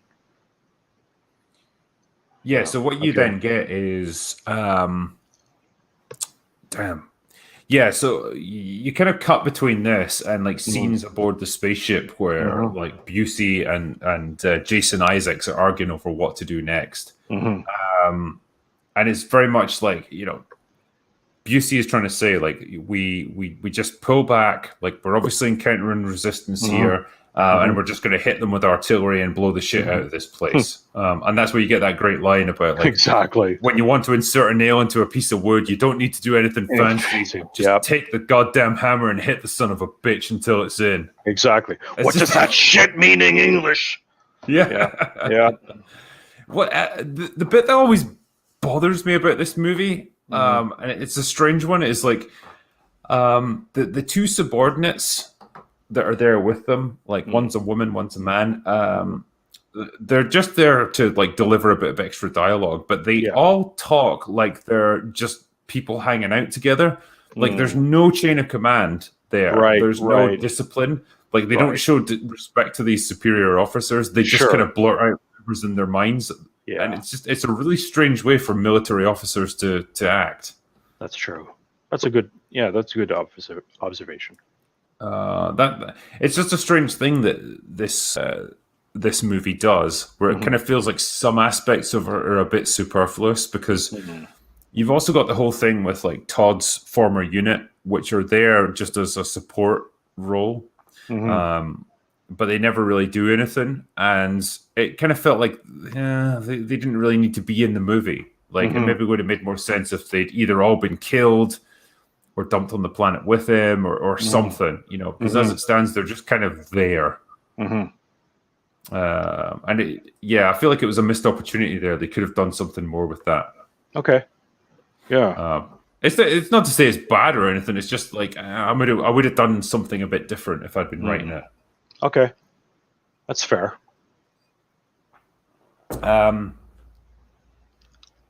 Yeah, Well, so I love this one scene here where shit's going down. Sleazy military guy has sent into his troops to wipe out this hostile force, uh, and then Kurt Russell is like disposing of them, and then the one scumbag from the community is like, "Do you need any help, partner?" And then Kurt just like turns and looks at him, just like, okay, like no words needed to be exchanged. It was just fantastic. yeah, So this guy's like, no fucking way am I getting yeah, involved in this. Like, I yeah, can't be doing this. yeah. Um, but yeah, I think the other thing that jumped out at me is, you know, this unit, the new soldiers, like they've been Hmm. built up as like these unstoppable killing machines, and like you Hmm. know, it took 3 of the old guys just to injure one of them. Hmm. But when Todd comes to actually fight them in a combat situation, they're Hmm. very easy to take down. Like Hmm. they go down like bowling pins. And I know it's an action movie; you have to have the hero killing lots of bad guys, but like they do sort of walk into a lot of really obvious ambushes. For sure. But and again, this is the writing. When Gary Busey kind of winks at the audience by way of his dialogue and says, maybe you should have made them smart instead of fast. And you're just like, there you go. He knew all along that these new guys, they don't have the skills.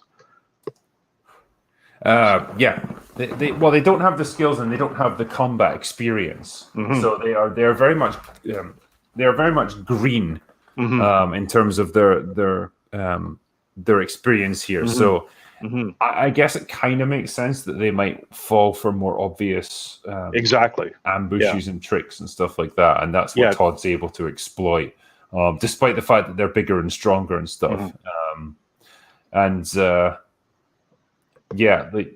I think what you get from the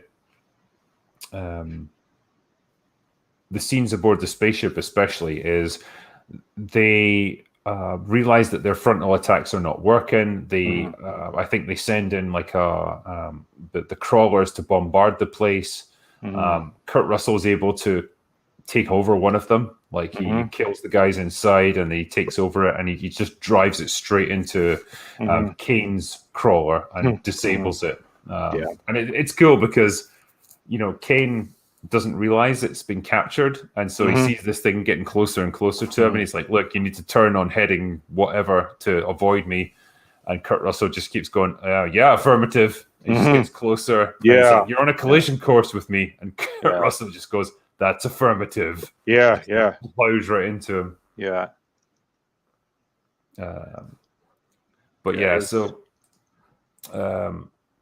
When, you know, as casualties mount, I think Jason Isaacs decides they're gonna set off a nuke in this place. He's just decided, fuck this. We're gonna kill everyone here and just evacuate the place. So the old soldiers, like Todd's unit, they set up this giant planet-killing nuke that's gonna go off. Boom, we win. And I think that's when he kills Busey as well, because Busey is like, you want to blow up this place when our men are still out there, you piece of shit. And then he just pulls out a gun and shoots him dead. Don't you walk away from me, you sniveling West Point piece of bang. It's just really, it's unceremonious. For sure. There's no like grand moment to it or anything. He shoots him and he just falls to the deck, and that's him fucking dead. Wait a second, you just shot Gary Busey in the chest and he falls face down and lands with his face on your boot? That is no way for Gary Busey to go out. I reserve the right to be offended by that. At the very least, he should be like cut in half by a fucking like alien fucking frisbee or something. For sure. Get out of here, Harrigan! I'm about to save your ass. A fucking alien! Holy crap! I love that movie so much. It's really good. Like, and the more I think about it, the more like, especially considering what comes after it, like with you know, the Predator and like Predators and Alien versus Predator and stuff. This movie did a really good job of just expanding on the lore, giving you like, a new setting and stuff, but not like ruining it. For sure. And again, I have to thank you. I'm so glad that we got to discuss that movie together, because that is another underrated movie. Predator 2. Cheers. No, it really was. Yay! Question is, what does King Willie say to it? What does King Willie say? Oh, jeez. Oh, great. I'm drawing a blank. You see, it's always the same. The same. You can't kill what can't be killed. You can't see the eyes of the demon till you can call it. Exactly. Oh, man. Good movie. Yeah. Awesome. Yeah, so we basically got the final kind of showdown here. So I love this scene. Kane kind of gets out of this crawler thing and fights Todd. And we get this whole arming scene here, like, because after Todd has wiped them out and sleazy Jason Isaacs realizes what they're up against, we get this scene here where Kurt Russell is loading himself up with all of his, all of the artillery that he has consolidated from all of these wounded soldiers. And it's like, it's a scene that is almost on par with Schwarzenegger's Commando, you know, where it's just the way that they edited it. He's like grabbing and he's loading his guns and he's cocking, you know, shotgun, handgun, whatever. I could have done with a bit more gun porn in this. Okay.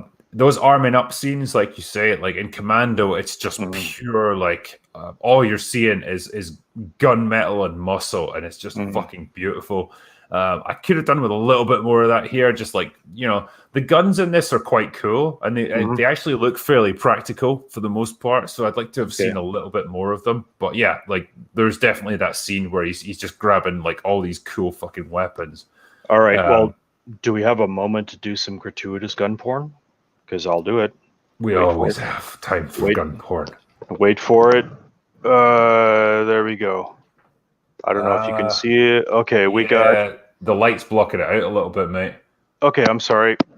But we got an M41A pulse rifle. We got an Chris Vector. We got a Eckler and Koch sniper rifle. All sorts of things. And for the record, those are all airsoft, so don't report me.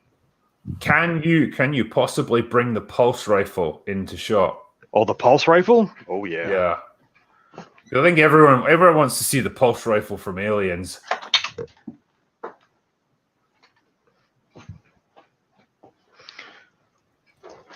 M41A pulse rifle right here.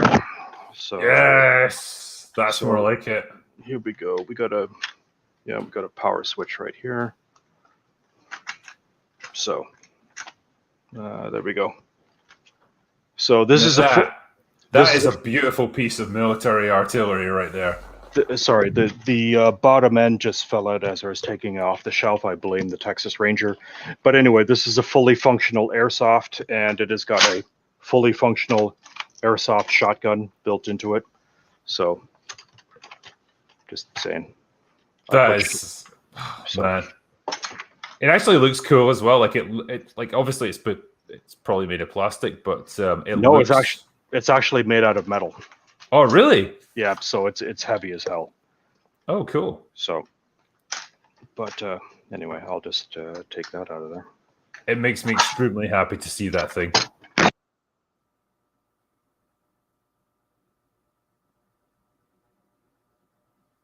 Yeah. I think we might have lost your audio there, Danquish. There we go. Are we on? Yeah, there we go. Sorry. There we go. Nice one, man. Anyway, so the sort of final showdown of this movie is Todd versus Kane, which was it was always going to be, obviously, and it's just a great fight scene. It's just a great punch up. Like there's nothing too fancy about it. They're not doing like really elaborate martial arts moves or anything. No. They're just beating the shit out of each other. And I love how like really neither of them shows much emotion during this fight. They are just out to fucking kill each other. Yeah, here we go. So there you go. Yeah, what I really appreciated about this fight scene is that they didn't add a lot of music or soundtrack into it. They obviously augmented the sound effects of them punching each other, but it wasn't over the top. No. And it was just really tense. And you got the impression that they were pounding on each other. Yeah. Which was awesome. Yeah. And there's some brutal bits where Kane puts Todd's head right through a fucking window and but his again, Kurt Russell's emotions, like he just got his head punched through a glass window and like the camera then focuses on his face and he's not like wincing in pain of like kind of thing. It's just he's completely blank. Yeah. Which is awesome. And that's it. Like that's what they are at this point. They are just two fighting machines that have been set against each other, and they'll just take each other down by any means possible. And I love that scene actually, where Kane's got the upper hand because he's bigger and stronger, and that, and Todd's like kind of fucked up. That he's pinned up against the side of a helicopter, where the rotor blades overhead are all broken and stuff, and that becomes important in a second. And you just see Todd you know, Yeah, looking down to like a scythe that's lying on yeah, the ground and that's fallen there. he does that without words. It's just his eyes. Like, look at his eyes. He's like looks over to the side. Yeah. That was awesome. And But so again, it just the way he misleads his opponent because he's got Mhm. the superior knowledge and the superior experience. well, So I think Kane sees it. we just skipped over the scene where he wipes out the entire unit first, where he's taking them out one by one, and he pops out of the water with the minigun. Which is an awesome scene because if you watch it, you can see that it was filmed in reverse. Yes, and you can always Yep, tell by the way the fire moves. exactly. Yeah, I didn't catch it when I saw it in the theater. It was like when they said that in the director's commentary, I was just like, And "Oh, I assume okay." because I've seen this happen before, and I assume the Mhm. reason is you can't fire a weapon when it's just come out of the water like that because Mhm. it'll fuck up and it'll probably jam. Well, not that. Kurt Russell said that the blanks that they loaded in this thing knocked him right on his ass. It was so powerful. So that's why they had to do it in reverse. Really? Yeah, when he pulled the trigger, it just blew him right onto his ass. So they had to do the whole thing and backwards. So even Yeah. even Kurt Russell cannot handle a a GE minigun firing blanks.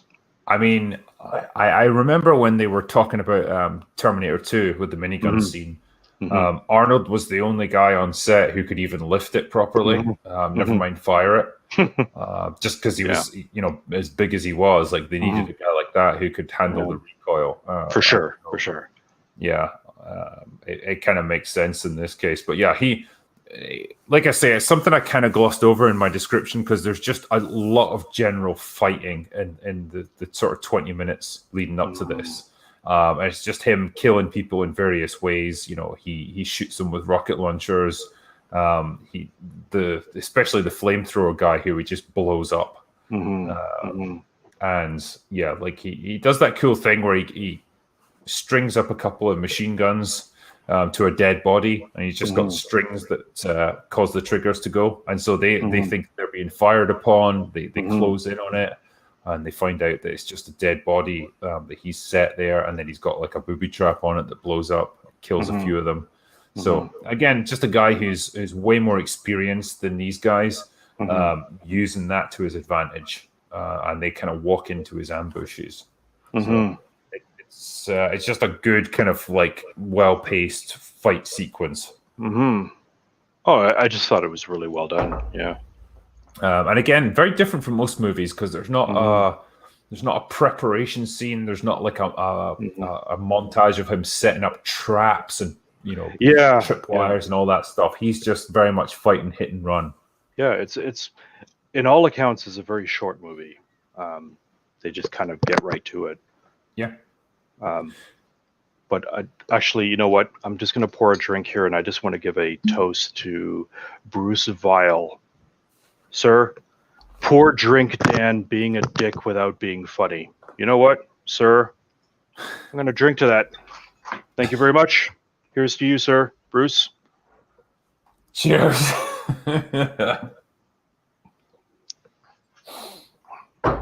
Carry on. Man. Yeah. So yeah, the final battle, I guess, like I was saying, it comes down to Kane versus Todd, and Todd spots this scythe that's lying on the ground nearby. Mhm. Kane sees it as well, like he tracks his eyes, and he's like, "Oh shit, I can get this," Yeah. because it's near him. He Mhm. goes to grab it, and you think, "Oh fuck, like that's Todd done for." Todd just grabs the rotor blade overhead, and just swings it round, and it fucking like goes right down, Yeah. slices his gut right open. Exactly.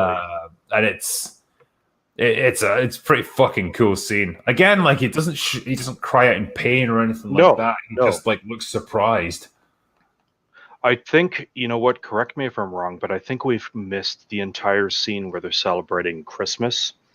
We did, yeah, we yeah, did. I'm sorry. But I saw this movie in the theater before I was married, and the song that they play really caught my ear. I was like, holy crap, I love this Irish jig. And fun fact, shortly after being married, I presented this to my wife, who's a talented violinist, and she looked it up and it's a song called "The Flowing Bowl," and she learned it and she played it, and it's just a really really fun Irish classic, Irish reel. Nice. So it's just fun. So every now and then, when she's practicing downstairs, she'll play that song, and I'm just like, "Holy crap, that's the song from Soldier!" And I'll go running downstairs, and I'm like, "Am I supposed to eat like a peanut butter sandwich and go hang out on the roof now, or what?" Yeah. So That's cool, man. Like, yeah. I when it comes to songs like this, that you kind of, they're just incidental music in the movie. You kind of often just gloss over them. You don't really pay attention, but yeah, like it's good that caught your eye. You know? Yeah. I mean, I love good Irish and like folk songs and stuff like that, because they're just so lively and so honest and so fun. Yeah. So, and if you know any Scottish drinking songs, please send them my way. Yeah. Well, most of them are not fit for public consumption. No, that's fine. The dirtier, the better. You send them my way. Like, I can definitely attest to, like, Dublin is a fucking good night out, man. If you go to the right bars, sure, man. Like, the Irish know how to party. I'll say that about them. All right. I mean, I'm speaking to you as someone who was born and raised in the West Coast. So the best I've got is "Kiss Me, I'm Shit-Faced" by the Dropkick Murphys. Yeah. What a glorious song. Kids, listen to that song, and it's just like, Dropkick Murphys, thank you for that one. Yeah. Yeah. But yeah, I'll let you know later. So yeah, like that's kind of like the end for Kane, because Todd just swipes this chopper blade right into his gut and eviscerates him. Yeah, and then I think he breaks his fucking neck. He does like this catch where he catches his punch and breaks his elbow, and I'm just like, if there's one thing that I can't take in movies, it's joint dislocation and bone breaking. Yeah, I'm sorry. I've suffered 4 shoulder dislocations in my life, and every time I see that, it just So I always love the bit in Starship Troopers. You've seen that one? Oh my god! Where it's like, who here thinks that they can take me down? Yeah, exactly. Yeah, a guy tries to do it, and like Zim just fucking gets his arm, snaps it. And he's like, "You all right there, son?" It's like, my arm, sir, is broken. Yeah, medic! It's an open fracture, like fucking right through the fabric of his shirt. And there's blood everywhere. And it's broken, sir. Medic! Yeah, when I saw that in the theater, I let out an audible gasp, because I'm sorry, I just. But I'll also say that Lethal Weapon 2, if you remember the scene where they put him in a straitjacket and they toss him into the water and he dislocates his shoulder, and then he comes out and he like beats them all up, slams one guy in the car door, and then puts his shoulder back in. Bullshit. 100% bullshit, because when your shoulder is dislocated, you don't even have control of your fingers. So I definitely empathize with that dude who got his arm broken, because that shit happened to me. Really? Well, yeah, not in the same context though. It wasn't fighting. I was playing football. Soccer, I guess you would call it. I got slide tackled from behind. It happened twice, actually. And I fell over like right on my ass, like landed on my arm, and it was fine the first time. 5 minutes later, the same fucking thing happened from a different guy, because I was through on goal. Someone slide tackled me from behind. Fell over, put my arm out to save myself, and just heard a snap, and looked at my fucking arm, and the bone was just right up like that. Oh my god! Oh jeez. Okay, I went because it was in high school, right? And the fucking the medical place was shut for lunchtime because we were all playing football. I still had to wait until my next class was on, and went to my teacher, and I was like, "Look, I need to go to the medical And she was like, "Why?" And so I held up my arm with the bone. Wow. Okay. And, like all the color just drained out of her face, and she just went, "Oh yeah, go now, go." Jeez, holy sister, Mother Mary Margaret, drinker. I'll raise a drink to you for that one. Like, dude, you're the man. It was it didn't hurt that much afterwards, like For sure. during that period. But like when I went to the hospital, the the doctors were like, right, okay, we're gonna have to put you in a cast, but we'll need to straighten the bone out first before we do it. So it might hurt a little bit as we do this. It just pushing it back in, and that was when I was like, oh fuck, just stop now, stop. It was like this pressure on it. And it was like I felt like they were going to snap it the other way if they pushed too hard. Oh God, yeah. That wasn't fun. Well, actually, funny enough, it is now almost a year ago that I had my bicycle accident when I fell and I broke 4 ribs and punctured a lung. And I still remember like laying on the couch, like thinking, should we call the ambulance or not? Or should I just put ice on it? And I still remember laying on the couch and trying to reposition myself to be comfortable. And I could feel my broken ribs shifting. Like I could feel the action of the ribs, like kind of going like this, but I was in like the adrenaline kind of kicked in, and it wasn't as painful, but it was just that gross feeling as if someone was like popping your knuckles. But it's like that's where you're like, if I move the wrong way, that rib's gonna go right into my lung. which is what happened, because when they took me to the hospital, and luckily I was doped up on ketamine and fentanyl, which I don't recommend. But that's when they told me, oh yeah, sir, you've got 4 fractured ribs and a punctured lung. And I'm like, okay, you don't say. So whatever. But I feel you on that one. Damn. We've all got our horror stories. Yeah, let's just say I don't want to go through that again. Yeah, so. No, I think yours tops it like fucking hell. Yeah, but the fact that your arm was broken, you could probably physically see it, right? Oh yeah, it was like your it was like the flesh of my arm, so I got my fucking sleeve up. But yeah, it was like that, and then there was just this big bump where the bone was sticking up. See, at least for me, the ribs were in my back. I couldn't see it, so I didn't get that visual confirmation. I could just kind of feel it. But I swear to God, I've seen X-rays of people with their arms broken, and it's just like it makes me want to puke like copious amounts of vomit. So it's.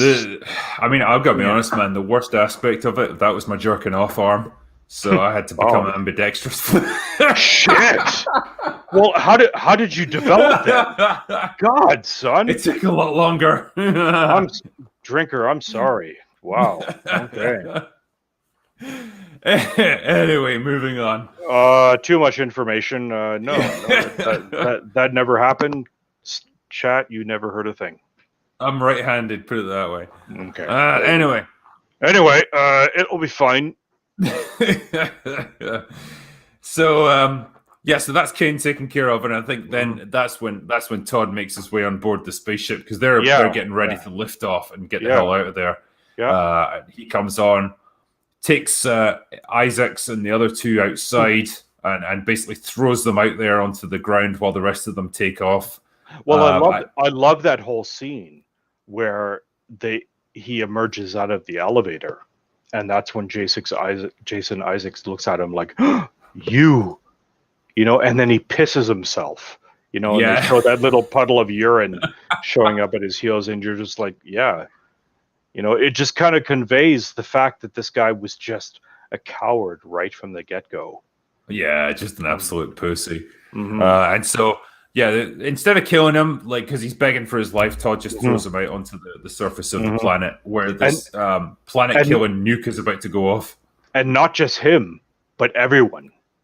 Like, all of them.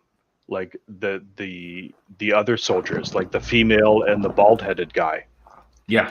They've got no fucking no mercy for any of them, and they don't discriminate. They're happy to kill all of them. Yeah, And so yeah, they throw them out there. The spaceship lifts off, and they're like, "Oh yeah, we need to defuse the bomb, defuse the bomb." And they get that comedy moment where it's like, I can't remember the last two numbers. Is it 6-7 or 7-6? Yeah, you don't know what you're doing. Yeah, yeah. He's like, "Oh, fucking get out of my way!" And he just punches in like his best guess, and then the thing just explodes, like obviously goes off, and kills them all. Yeah, and you know. The spaceship being a 90s action movie, it just, it avoids the explosion by a hair's breadth. A hair's breadth, I tell you. But the scary thing is that when did this movie come out? 1998. The effects of the ship launching from the planet and avoiding the explosion. The effects in this are actually worse than 1986's Aliens. Yes. They are. You're just this is where the budget really lets them down, because they obviously, they had these grand ideas in mind. The action scenes are pretty decent. Probably a lot of the budget went on Kurt Russell. And yeah, it really gets let down in the special effects shots with the spaceships and stuff. It just looks cheap as fuck. Very low particularly res. when that nuke goes off. It's a shame. And I think this is probably one of my criticisms of the film in general, is that they had all these grand ideas. The budget just wasn't there to realize it. Yeah, for sure. And if they'd had an extra 30-40 million, they could have made something really special. I think it was let down by that. Who knows what goes on in Hollywood? I mean, you've done numerous videos on the politics of Hollywood. So I'm kind of thinking that this was a script that they were just kind of like, yeah, whatever. This will fill out our summer roster. Here's a couple of bucks. Make your movie. I think so, yeah. And I don't think with this one they expected it to be a massive hit, but they did think it was going to be like, we've got Kurt Russell. It's going to be a good action vehicle. And it never quite ignited. And I'm trying to think of other movies that came out in 98 that would have been competing with this. That's a good point. Because Con Air was the previous year. Armageddon was out about 98, so that would have been a big hitter, because that movie was fucking massive when it came out. Holy shit, I love that movie. Yeah, it's a guilty pleasure for sure. Yeah, that is guilty pleasure number one. Armageddon. Yeah, it's so manipulative and so cheesy, but also so fucking good. There are so many scenes in that movie that just make you like facepalm. Like Steve Buscemi's character in that movie. Yeah. If you ever want to do a stream talking about Armageddon, I am absolutely down for that. So I think one day I will cover that, because I think that'd be a good one to talk about. I love it. I love it, but I also hate it for a lot of reasons. So I just see what other people are mentioning in chat. As U.S. Marshals was 98. Yeah. Okay. That was a great movie. I mean, holy crap. Yeah. Enemy of the State was out. Yeah, that was a good film. I like that. Yeah. Truman Show. Yeah. Saving Private Ryan, of course. Yeah. Fucking hell. Like that's the movie to end all war movies. Someone called out Die Hard 2. I love that movie. Like, dude. Yeah. Die Hard 2 was 1990, I think, or 1991. Yeah, that was very early 90s. We're still relying on pagers at that point. Yeah, exactly. Yeah. I think someone else mentions Godzilla as well. That was it. Yeah, there was quite a lot. It was quite a crowded market, so a movie like this was always going to struggle a little bit. And for the record, I know that the Godzilla movie with what's his face, Ferris Bueller and Matthew Broderick, that gets a lot of hate. I am not afraid to admit that I actually really enjoyed that movie. All I wanted to see was a giant lizard stomping on stuff, and that's what I got. You did? So, you certainly did. I sure did. I mean, it was dumb as fuck for sure, but for sure. Yeah. You don't watch a Godzilla movie for the plot, really, do you? No. And people shit on, what is her name, Maria Petullo as the love interest, and I feel bad for her because I thought, she was really, really ridiculously pretty. And I think she did what she was asked for as an actress. and it had Hank Azaria in it, and like it was fun. And I thought Godzilla looked really cool. It had Jean Reno in it, which It did. well, It it's always did. good. Yeah. Yeah. Yeah. Fun movie. But yeah, overall thoughts on Soldier. Yeah. I mean, for me, it's it does like what Gary Busey said. You Yeah. know, it doesn't do anything fancy, but it gets the job done. Like it's like hitting that nail with a fucking For hammer. sure. You just hit the son of a bitch until it's in. It's a Yeah. solid, unpretentious action movie. Yeah. Doesn't really try to be anything grand or operatic or anything like that. It's just a kind of fun sci-fi action film. Kurt Russell is awesome in it. Well, the fun scene here is like after they throw the guys out, the guy Jason Isaacs pisses himself. They blow up the planet. They escape in the ship. They rescue all of the colonists, and then there's the one really great scene where the boy comes up to Kurt Russell's character with his arms outstretched, of like, give me a hug kind of thing. Mhm. And like, so Kurt Russell, like, he reaches down, picks him up, and holds him, and the other soldiers look at him of like, what are you doing? What is this that you are doing? And Kurt Russell just looks at them and gives them this really kind of like head cock, and they kind of, okay, cool, you know, and then looks out the window and like, that's where we're going. It was a really, really great expressive scene where the rest of the soldiers understood, oh, human compassion. We've never been shown that. Our leader is showing that. Cool. Yeah. I think what they're doing there is like they're kind of setting up this idea that, you know, in the future, these guys might eventually learn to be like regular people again. Mm-hmm. You know, they can discover that compassionate side of them. Mm-hmm. They can show care towards their fellow humans, and that's something that they're allowed to do now. And particularly because they've kind of been disbanded as military units, so they're now free to go where they want. Yeah. And so you kind of assume that they're going to make a new life for themselves, and eventually, they're going to do something better with their lives than just killing and fighting. Exactly. And I think the movie ends on just that kind of optimistic note, you know? Yeah. So, yeah, like for me, like just a kind of fun ride. That, like I say, it doesn't try to do anything groundbreaking or anything, but it gives you a good story with a character that you gradually come to empathize with. For sure. And yeah, a lot of it is held up by just Kurt Russell just doing brilliant work with what he's got, with what he's been given. Just really expressive, really minimalist kind of style of acting, and it's a fun film, and it's a real shame that it didn't get a bit more recognition at the time. Yeah. Well, it doesn't preach at you. It's not got a heavy-handed like socio-political commentary. You could maybe read into it like Starship Troopers, as you pointed out in one of your latest videos, is like when you watch it now in subsequent views, you kind of realize the heavy-handed political commentary that they're trying to make. This one kind of like that, but not as much. Yeah. Okay. I think the difference here is it just plays with ideas, and it presents you with ideas rather than trying to, you know, really delve into politics or send you a message. And so, that's stuff that I'm fine to explore in a movie. But yeah, overall, I thought Soldier was a pretty good film, and it was an enjoyable 2 hours to watch it. In fact, not even 2 hours; it's like just over 90 minutes. Not even that. Yeah, it got to the point. Yeah, it was fun. You know, the special effects were what they were, but I think this film could have been greatly improved by just a slightly bigger budget. For sure. But I mean, again, I can't overstate the fact that Kurt Russell, hands off to that guy. Like, that guy's just a legend. Yeah.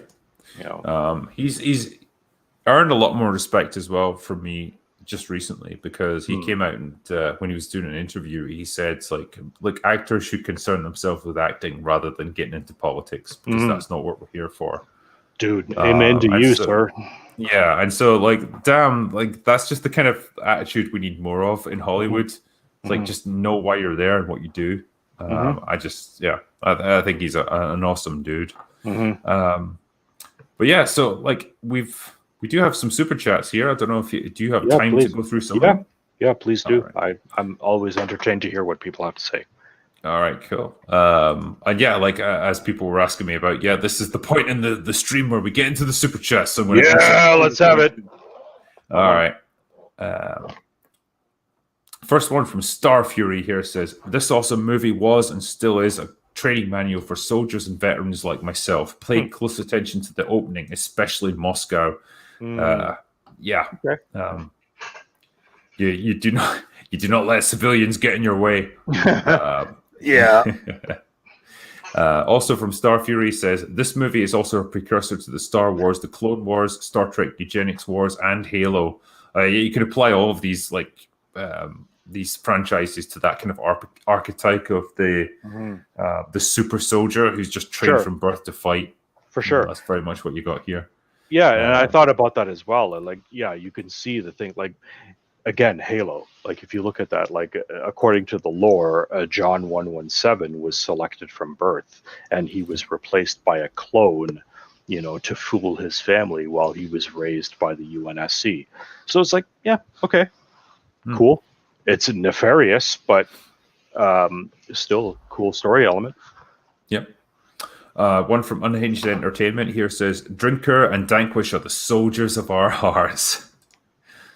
Thank you, sir. Gets me right here.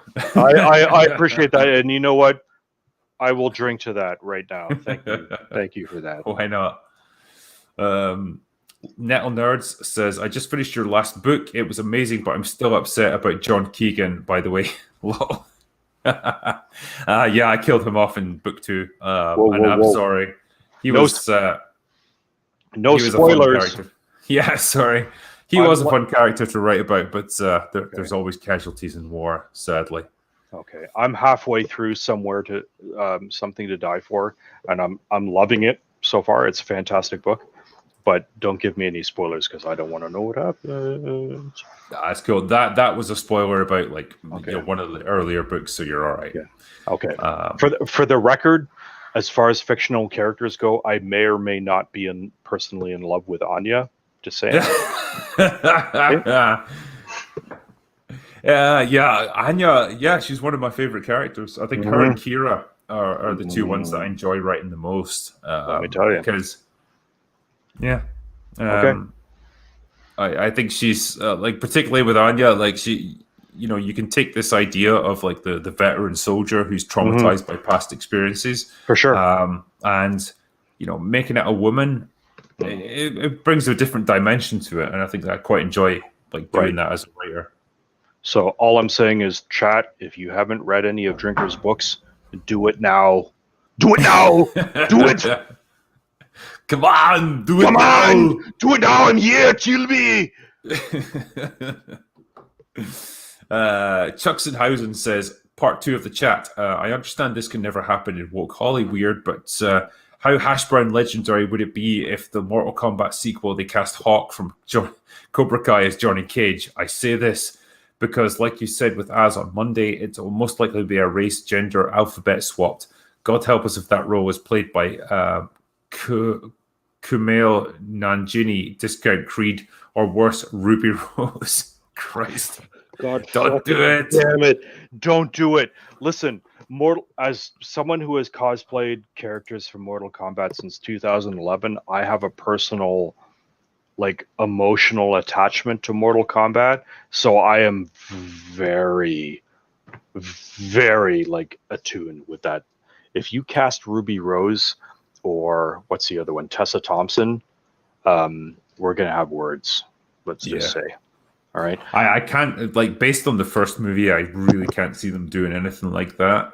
I just, they obviously played it really coy with who Johnny Cage is going to be. Okay.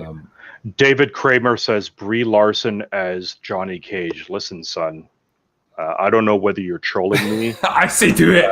Do it, honestly.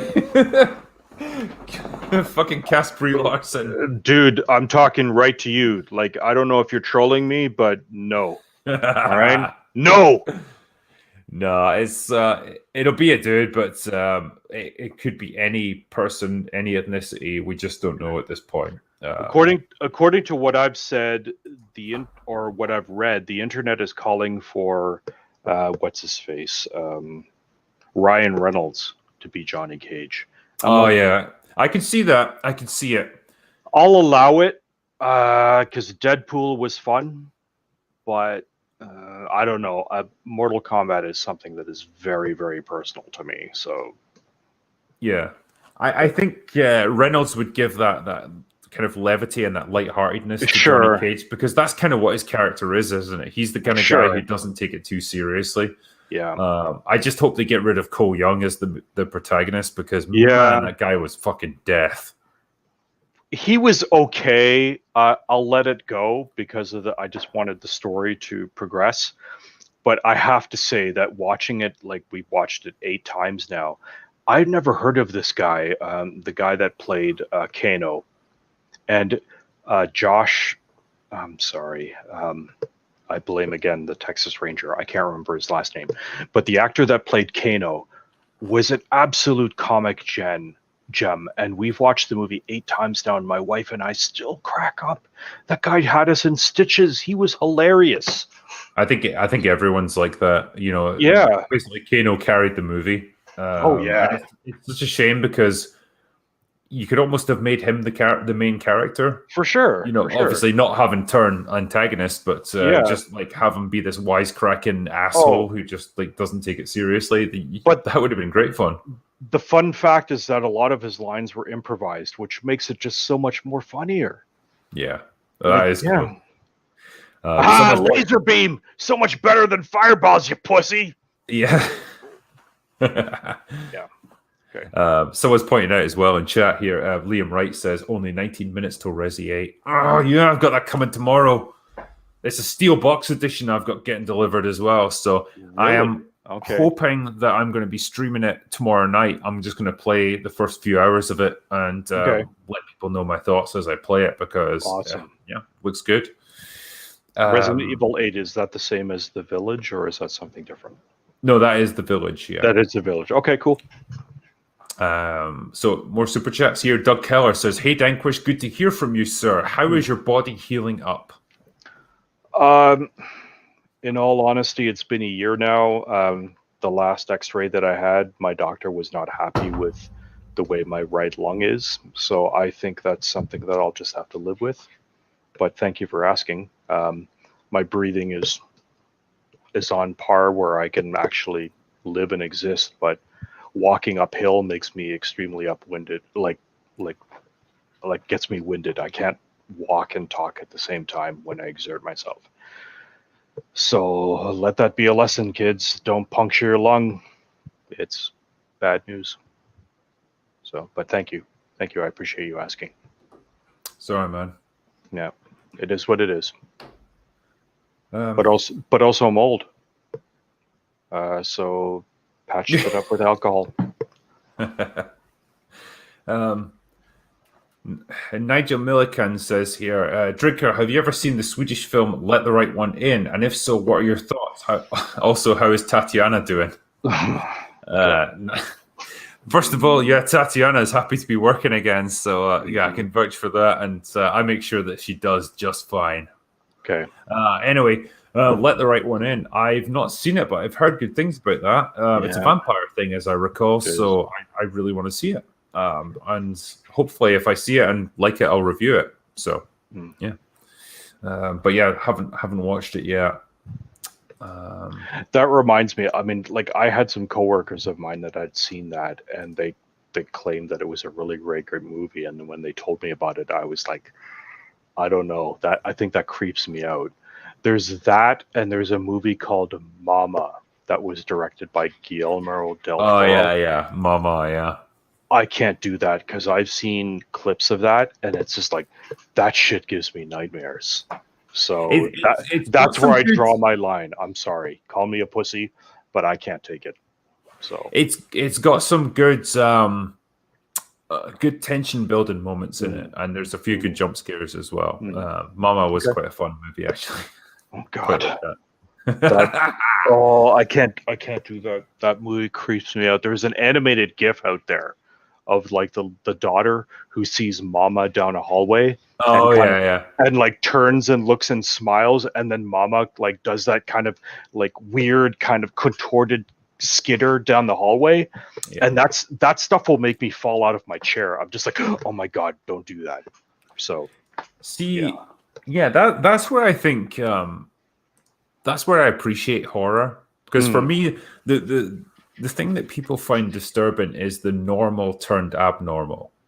So like the thing that people find like really freaky is like say a normal person's face, but like just slightly distorted, and you just know there's something wrong about it. Or just something like that, or like someone who moves in a really freaky way, like all that stuff. Like that's what I find way more freaky than just like a monster, like a generic monster. For sure, yeah. When you see someone human acting in a obvious inhuman way, it's very unsettling. It's that whole uncanny valley thing that people talk about, where like you recognize there's some sort of humanity there, or at least the veneer of it, but there's something beneath it that's wrong. All I know is if a Japanese girl with like black hair crawls out of my TV, crawling backwards on all four, like I'm running for the hills, so I can't take that. Those movies were great fun. Right, I better crack on with this, otherwise I'll never get through them. Alpha Dog Elite 3 gave me a super sticker for $20 US, so thank you very much, sir. That's very much appreciated. Sixth Anomaly says, I caught an Easter egg in this movie last year. If you pause on a monitor in a scene that details Todd's profile, it shows his alias was Snake Plissken. There we go. Yeah, because he got the Plissken Award as well for they go through all his roles. Happy Birthday Polly says, which Kurt Russell character would win in a crazy 5-way death match between Snake Plissken, Todd, Jack Burton, and Herb Brooks? Ooh. I mean, I really want to say Jack Burton because he's got the reactions and the reflexes, but I think Todd would probably win. True. Todd has got the training since birth. Yeah. But Snake Plissken? He's smart. He's savvy. Snake Plissken is the quintessential badass. And without Snake Plissken, we wouldn't have Snake from Metal Gear. That is true, yeah. Metal Gear 2, like Snake's alias even is Plissken. So a little nod. All right. I'll let you think about that. Foth87 says Jack Burton all the way. There we go. Okay. Someone asked me as well. Sniper Wolf 91 says, Drinker, what do you think about the movie Tombstone? I did a live stream about this with the quartering. So it's on my second channel now. But overall, I quite liked it. It probably wouldn't be in my like top 2 or 3 westerns of all time or anything, but it's a good sort of solid old-fashioned western adventure movie. And the cast is just incredible. Like the kind of cast that you just never get nowadays. You can actually get excited about them. What's the next one here? So High Ice 007 says, Drinker, any chance you'll do a review on the classic film Iron Eagle? It's got better jets than Top Gun. Iron Eagle. Yeah, that was a great movie. I miss films like that. Louis Gossett Jr., great movie. Really fun. Just 80s action all the way. Love it. But I do love Top Gun's always got a special place in my heart. Despite all the homoerotic undertones, I still fucking love it. Oh, come on. What are you saying that the volleyball scene made you sexually confused, Drinker? Come on. A little bit, yeah. All right. Hey, I'll allow it. Just men playing with their balls. That's right. Nigel Milliken says, Drinker, I love your streams on the Rocky franchise, and I was wondering if you would ever do a stream or review of the Rambo films. Love your content. Keep it coming. That's a great idea. And it's, if I can find the right combination of handpicked men to do it, then we'll do the Rambo movies because they are classics, absolute classics of the genre. Yeah. Doug Which Keller's. Which one is it? Which one was it where it was he takes on, was it the Korean army or something? It was the latest one. Not the latest, the one previous. But So it's John Rambo. That's when he's in Burma. Okay. Or Myanmar, as we call it now. Holy shit. There's the one scene where he grabs the minigun or the 50 cal that's mounted on the Jeep, and he just turns everyone into meat. Yeah. And he shoots one dude at point blank range who like jumps into the Jeep and just like pounds him. Yeah. I'm like, that scene is just fantastic because he literally obliterates this man who sat in the front of this thing. His whole body exploded. It was like, okay. But that's what a 50 cal would do to you at point blank range. Like you're not going to survive that. That is just going to turn you into a cloud of red mist. Like, here you go. You like imagine that, like 10 of those hitting. Yeah. That's a lot of beat. That's gonna do some damage. So yeah, the action scenes in John Rambo were absolutely incredible, especially towards the end. Like that battle was just like a gory, like ballet of like just destruction. It's awesome. Okay, but speaking of Rambo, I'm sorry. I know I've said this before in previous streams, but can I ask you to do your impression of Rambo from the latest one when he's explaining to his niece? All right. I'm going to take a moment to get into character here. Okay. All you heard for a minute was...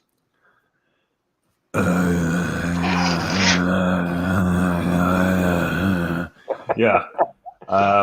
Thank you very much. Thank you. I mean, I got a lot of shit for that review because I think people felt like I was being unfairly harsh on it. Like, whatever. The movie, I mean, it finally gets its feet in the last like 10, 15 minutes, but man, trying to do all that stuff building up to it. Yeah. No, I'll be fine. That's all I've got for today. Go away now. Yeah, so, that is, yeah. I know that Rambo's a man of few words, and I guess that's the problem. When he tries to say a lot of words, you just get mush. And yeah, it's a shame because I fucking love the Rambo movies. I love all the previous ones, but that final one was just depressing. We wanted to let it go because of what it was, but yeah. I will wholeheartely say that there has never once been a video that you've ever launched that we have disagreed with. So call me an unapologetic fan. That's what I am. So the next one here. Doug Keller says, Drinker, will you do a review of Resident Evil 8? Yeah, I think I talked about this earlier. Yes, I absolutely will. I'm going to live stream myself playing it so you can all laugh at how incompetent I am, and then I'll do a proper review of it. Cool. Craig Lee Williams gave me $5 and said, have a shot on me, so thank you, sir. I absolutely will. Cheers. Kimasabe says, your thoughts on the 3D Resident Evil movies? Are you talking about the CGI ones, like Resident Evil Degeneration, that sort of thing? I think I've only seen one of them, and I actually quite liked it. They follow the stories quite well. I think they're done within the same continuity as the games, so they just follow on from that. And they were all right, actually. You know, the voice acting was so-so, but overall, yeah, they're pretty good fun, and they're just, they feel a lot more authentic than the actual live action ones. Anna Marie Evans says, hi, Drinker, love the channel. Hope you had a great birthday. Love the Resident Evil games and hope the reboot is a faithful adaptation. I very much do as well, and thanks for the birthday wishes. I did have a lovely birthday because I got to go out with my friends in Edinburgh for the first time in like 6 months because finally the pubs were open again. They opened like 2 days before my birthday. Yes. Well, cheers to you, Drinker. Thank you. So we went out, we ate a shit ton of food, we drank a shit ton of beer, and we all felt really happy by the end. So yeah, that was a good night. PLN 2002 says, Danquish, has anyone ever told you you sound like Richard Biggs, Dr. Stephen Franklin on Babylon 5? Uncanny. Cheers. Weird. Admittedly, I've never actually seen that series, and I apologize for that. But I should watch that. Well, apparently, yeah, you sound like him. When was someone was asking me? The Anime Slayer says, "When was your birthday, Drinker?" It was April 30th, so just a few days ago. All right. Well, happy birthday to you, Drinker. Thank you very much. Steve Van Manen says, "Grab a pint of Jack and then do a review of Nobody." Cheers. I will review Nobody. Oh man, amen to that. Holy crap! I want to hear what the Drinker has to think about that movie. Stephen Otten says, "Greetings, Drinker and Danquish. Soldier was one of my late father's go-to movies. We enjoyed many viewing. Kurt Russell is an absolute fucking legend." Absolutely, he is. Yeah. No, 100%. And my respects to your late father. I'm glad you got to enjoy movies together like this. Frozen in the... Cheers to your father. Cheers. Frozen in the 80s said, "Rush Hour came out in 98 also." Yes, indeed it did. It did, yeah. I enjoyed that movie. Yeah, it was fine. Bruce Vile gave me €5, so thank you. David Rose says, "Hail Drinker and Danquish. Really enjoy all of your content, and the recorded live streams have kept me sane through solo hotel shifts." Oh, you poor man. Get some drinks in. Fuck yeah. So this one's for you, David Rose. I'm gonna have another drink. Here's to you, sir. It's gonna be a slow morning tomorrow when I get up. Also from Frozen in the 80s says, "Todd's the man. The way he eats reminds me of growing up in a house with 9 kids." I love this movie. Yeah, you got to take that shit that comes to you, otherwise it's going to be gone. 9 kids. Wow. Okay. Chris Nicholson says, "You guys rock. Enjoy your content. Keeps me entertained." Thank you very much, man, and I'm glad you enjoy. Well, thanks to you. I will raise my glass to you. Thank you, sir. Keith Jagger says, "Supported. Godspeed" for $5. Thanks, man. And I appreciate the support. Richard Shepard says, "Remember watching this gem a few years back. Really enjoyed it. No CGI, no agenda pushing, just a good sci-fi movie with a decent story and good actors. That's all I want from a movie. That's all any of us want from a movie. For sure. Yeah. It shouldn't be that much to ask for nowadays, but apparently it is. I just want to have fun. Yeah. Just want to have fun. It just entertained me for 90 minutes. That's it. Bruce Vile says, "So I take it not The Soldier of 98, a Bollywood film." Yeah, I looked at when I was looking for a thumbnail for this. Like I kept seeing Bollywood actors like looking really fucking awkward on screen. So yeah, I guess there was another Soldier that came out at the same time. Sure. But for the record, I will disclose that according to my genetic profile, I am 50% Indian. My father was born and raised in Calcutta. So I do have a certain affinity towards Bollywood movies. And goddamn, I love those things. They're are unashamedly insane. Have you ever seen that the series called Bollywood Realism? I have, actually. Yeah. It's when a guy's riding a horse and he somehow manages to slide it like a motorbike and slides underneath the truck. Under the truck, yeah. And you're just, what they did, but you're just like, okay, I'm going to go with it because it's cool. Yeah, if they don't give a fuck, I don't give a fuck. And I respect that. Yeah. For what it's worth, cheers, Bollywood. Yeah, thank you. Yeah. Also, sorry, Bruce Vile was also saying the US one has the first on-screen film for Wyatt Russell. My first €5, I wrote nothing. My bad. No, that's fine, man. But I'm glad you followed up with this one. And yeah, this was the first on-screen appearance of Wyatt Russell. Yeah, good for him. Big Daddy MRI says, "Your videos and live streams are a wonderful glimpse at sanity in an insane world. Drinker, you're the best there is on the interwebs. Keep on keeping on. Be safe and keep up the great work." I'll go away now. Thank you very much, Big Daddy MRI, and I appreciate the donation. Thanks very much, mate. Cheers to you, sir. I will cheers to you and Drinker for that. Thank you. I concur. Freddie Sauce says, "Drinker, you magnificent bastard. My constant pestering has paid off. I finally get my Soldier happy hour. Now to find another purpose in my life." Yeah, you got to find another movie to hassle me on. Yeah, people have been asking me about this for a while, and like I say, we originally intended to do it a while back, but stuff got in the way and we ended up doing other things instead. But I'm glad we finally got around to it. Grimy says, with so many movies today not capturing my interest, I'm glad you guys are going back and talking about actual works of art. Yeah. This is what we kind of have to do. Nowadays, movies, like whenever they come out, I just cringe inside and, brace myself for the worst. I used to get excited about films. That was nice. I know that it's a cliched saying that they say that every generation thinks that they're smarter than the last and whatever. But you know what? I'm going to be unapologetic and say that as a child that grew up in the 80s and 90s, we really did have the best in terms of movies. Like everything that you see now is just recycled versions of what we saw in the 80s and 90s. And I almost feel bad that we took it for granted at the time.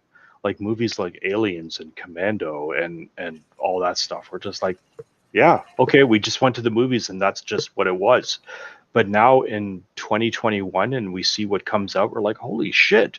Do you remember back in the day, like back in the 80s when we had movies where just like men were men and women were women and guns weren't evil and you used them to blow away the bad guys? It's like, cool. They understood back then how to just give people what they wanted.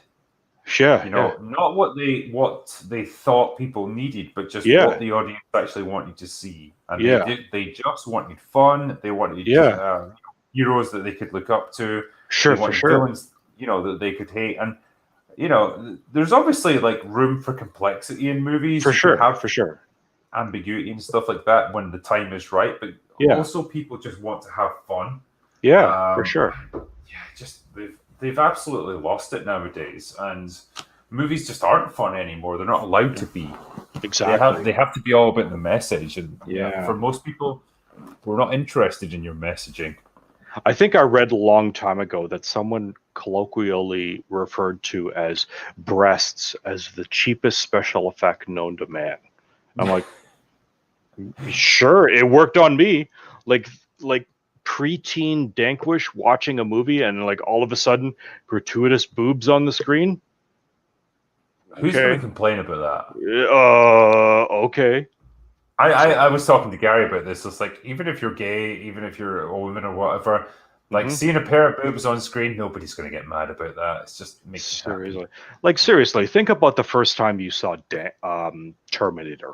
Okay, kick-ass action movie, serious, scary kind of thing.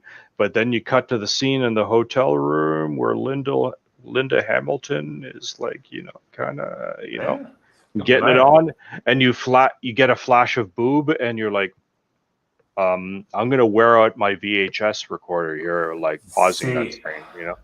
That's also the problem, because like you sometimes would watch that with your dad. Like maybe yeah, exactly. He would forget that scene's in it, and then it comes on, and then there's a really awkward moment. Yeah. Okay. I'm glad that you mentioned that, because I remember when RoboCop came out, and I was too young to see that in the theater, and my brother had seen it in the theater because he's older than I am. And so when it finally came out on VHS, I couldn't wait to see it because it was RoboCop, right?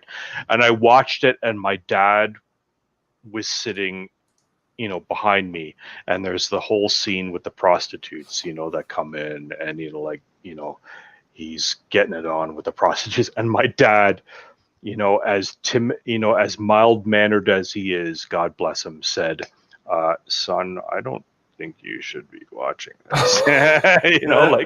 I'm like, sorry. And he just felt awkward, because, But yeah, my dad, he would just go quiet. Like, he wouldn't be like trying to give me like any sort of public service announcement. Exactly. Or, he would just be like, just don't look at me, son.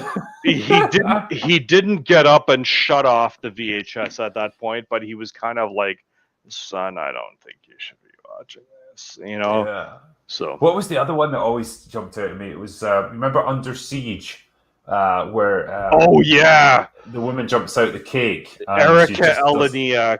Oh my god, yes, man, she has got the most epic rack I think I've ever seen on just a normal actress. Yes, when And she she's popped. dancing away, and like I think my dad had forgotten that was in the film, and so we were just Exactly. watching.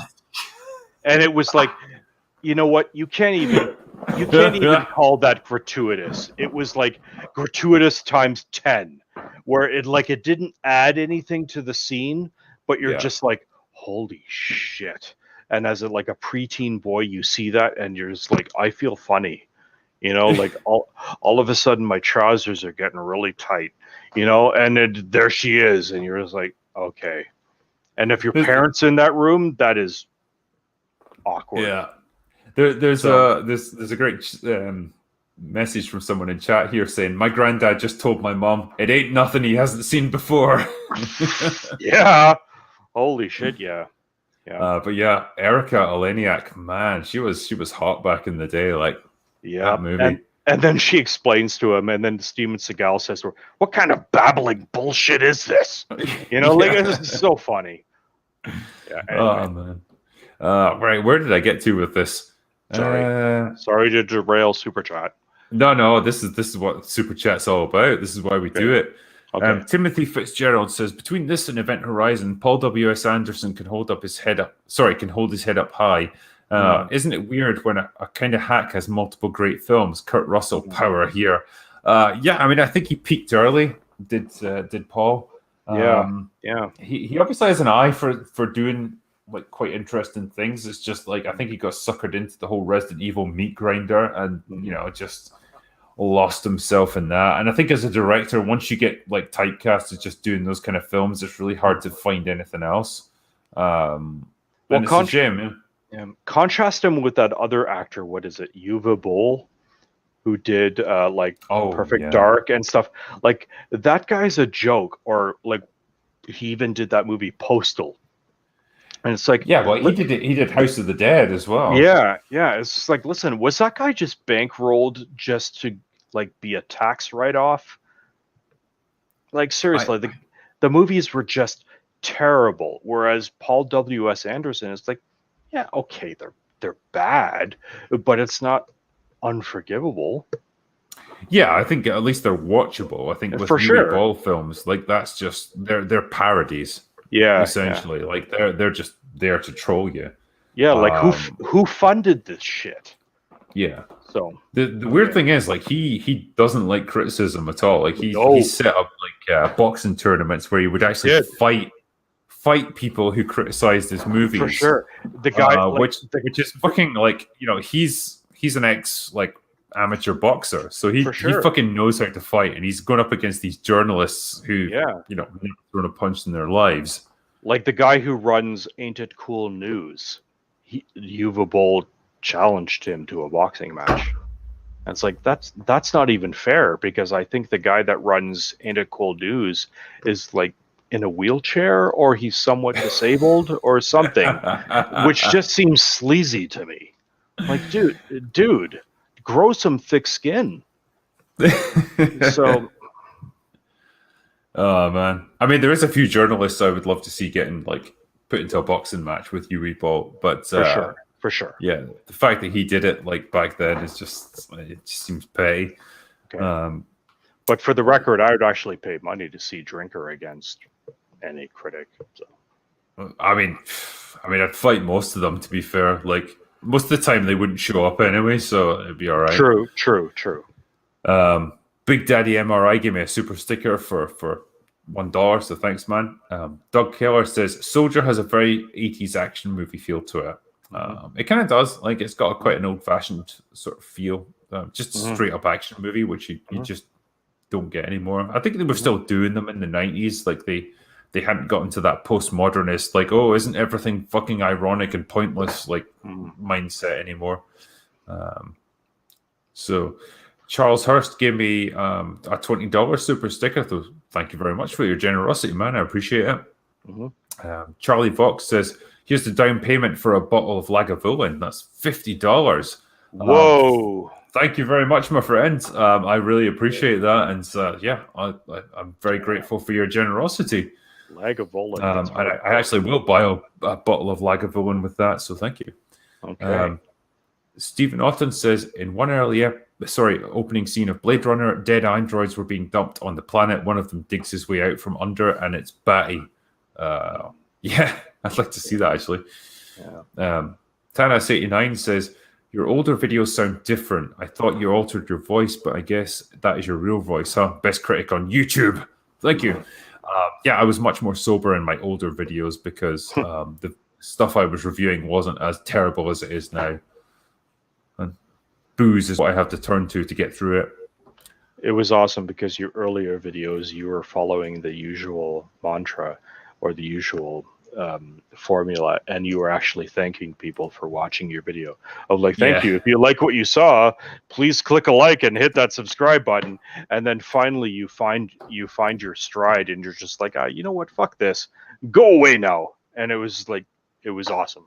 I know it's so weird because it's like you ask people to subscribe to you, and you get like nothing. You gain one subscriber a month for sure. You tell people to fuck off, and then suddenly you get 10,000 subscribers in a few days. That's all I've got for today. Yeah, awesome. Yeah, but goddamn, like if anyone hasn't seen it, and if you haven't seen it, you're missing out. But Drinker's original video of like Captain Marvel was like the first video that I had ever seen, where the sarcastic review of Captain Marvel. This is why it's such an important movie. They should show that in colleges as like, this is how you do sarcasm, people. I think I was just it was weird because seeing the sort of the big firestorm of media attention that was going around this movie, like, oh my god, this is the first woman that's ever done a superhero movie.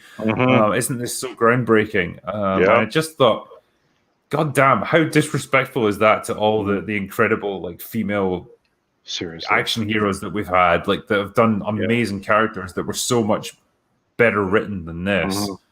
And that video was just born out of that annoyance of stop disrespecting people that were way better than everything that you've ever done. Admittedly, a friend had sent me the link to what was it? I was wrong about Captain Marvel. I think that was the title of it. He sent me that, and I watched it, and I was killing myself laughing. And then I showed it to my wife, and my wife was like, "This is spot on." And so we've been fans ever since. Even if it's in 360p or something, it's like the worst resolution possible. Doesn't matter. The message is there. So, I think that's what people have responded to. But man, it was just nice that people there was other people out there that felt the same way I did. I almost felt like, damn, am I the only person that sees this? No. Again, looking right at the camera. Cheers to you, Drinker. Thank you for that video. So, the Lizard Machine says, Soldier is a bit underrated. Drinker, you're a man after my own liver. I hope to extend friendship as an Englishman to a Scotsman. Sounds good to me, man. I'm friends with plenty of Englishmen. So, sounds good to me. Can you do that? Are you allowed to do that? Or is it Scottish versus Irish? Yeah, no, that's fine. You're all good. Okay. Yeah. Well, I'm friends with Az. I'm friends with Mauler. People from all over the UK. So we're good. Okay. We all just take the piss out of each other equally, so it's fine. Perfect. Fluttershy Stays High says, Drinker, you should seriously take a look at a movie called White Man's Burden with John Travolta, a movie that legit predicted the future. Yeah, seen it. Yeah, I know exactly what you're saying. God damn, that would be an interesting movie to talk about now. I'd forgotten about it almost. But yeah, it is definitely spot on for today's world. Speaking of which, Demolition Man, I can't watch that movie anymore because it's too unfortunate. Demolition Man is essentially California in 2021. People are saying in chat as well, what's the suit behind you, Danquish? The one on the wall there with the skull. The skull. Oh, that's a Reaper mask from Overwatch. Okay. And then the two guns are his shotguns, and then the blades on the wall were made by a friend of mine who did a really custom cosplay, and so she bestowed those on me. So Arguably, those are the most precious things in my entire collection because those are custom-made one-offs. Nice. Intruder 357 says, "Hi, Drinky." Hi to you, Intruder. Stephen Dempsey asked, "What's your favorite beverage?" It depends on my situation. Like it depends what I'm doing. If I'm having a fine steak, then it's going to be a glass of Merlot. If I'm just out drinking or I've got like a thirst on, then it's going to be a pint of Innocent Gun Lager. Superb. The breweries over here in Edinburgh, they produce fucking fantastic lager. The best sort of whiskey, probably Lagavulin or Highland Park. Either of those would just be just fine for me. Vodka, I would just go for Russian Standard. Make sure you put it in your freezer for like a couple of hours, chill it down, and that just goes down an absolute treat. And gin is Whitley Neal. They do great gin, so that always makes me happy. What else? Stephen Otten says there can only be one Ryan Drake. Indeed, there can. Bear Business says, "This is the internet. We want to see everything." Is this where we have to get naked? What do you think this is? Fucking Twitch? Frozen in the 80s says, "Drinker, watch Nobody so people stop asking you. You have to watch Nobody. For the love of God, man, go away now." I will watch it. Don't worry. It was really good. We were really entertained by that. So it's good. I like having things to watch now, like new stuff coming out that people are actually interested in. The Nerd Poreo Lifeform says, "Hail Drinker, I just started a channel and you've been a huge inspiration. Fucking hell, that whiskey's kicking in. I just did a few Star Trek, the original show and movie vids. Check it out." So, I don't know what your channel's called, but your username here is the Nerd Poreo Lifeform. So, if you guys in chat are inclined, take a look at his channel. Hopefully, his stuff is really good. Okay. Wesley Kelly says, "Any plans to stream Collateral or Heat? We have a Facebook fan page for you, and it's something else. Your channel keeps me sane since Iraq. You're a legend." Thank you very much, man, and I really appreciate that. I think there is a Critical Drinker Facebook page. I've not been on it. Really? Okay. No. I shudder to think what debauchery goes on there, but hopefully it's all right. I'm definitely planning to review Heat, so that at least you can count on. That was a fantastic movie. Wow. Yeah. Bruce Vile says, 1.7k watching, only 671 likes. Show your love, lads and lassies. Yes, indeed. Although ultimately this stream I'll take it down and I'll just move over to my my second channel anyway, but it's all appreciated anyway. Stephen Lofton says, "Danquish, what do you think about Cody Wilson and his work at Defense Distributed, where they basically use 3D printers to make and sell firearm parts?" Oh, that's a good question. You know what? Admittedly, I don't know who that is. I'm sorry. Cody Wilson. Okay. I can't speak to that because I don't know. Okay. Slayer Sigma Zeta says, "This question is for the drinker. Considering all the insane antics of the left, would you consider yourself a conservative?" I mean, honestly, man, I fucking just hate politics in general, and I wish I could just avoid it altogether. I'm kind of in the middle, honestly. Like, it depends who you would ask. Like, from the point of view of like Americans, I'm probably like centrist. From the point of view of Brits, I'm probably slightly like to the right. But like, it's just it depends what your baseline is, really.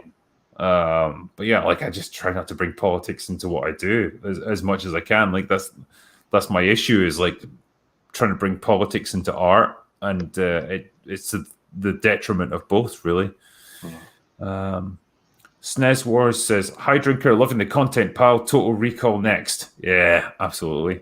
What software do you use to edit your vids? The quality is great. Well, I like to think the quality is getting better. I know it was kind of shit in the past. I've gradually bumped up my resolution as my setup's got better. I've got a nice, sexy new PC that's like set up for gaming.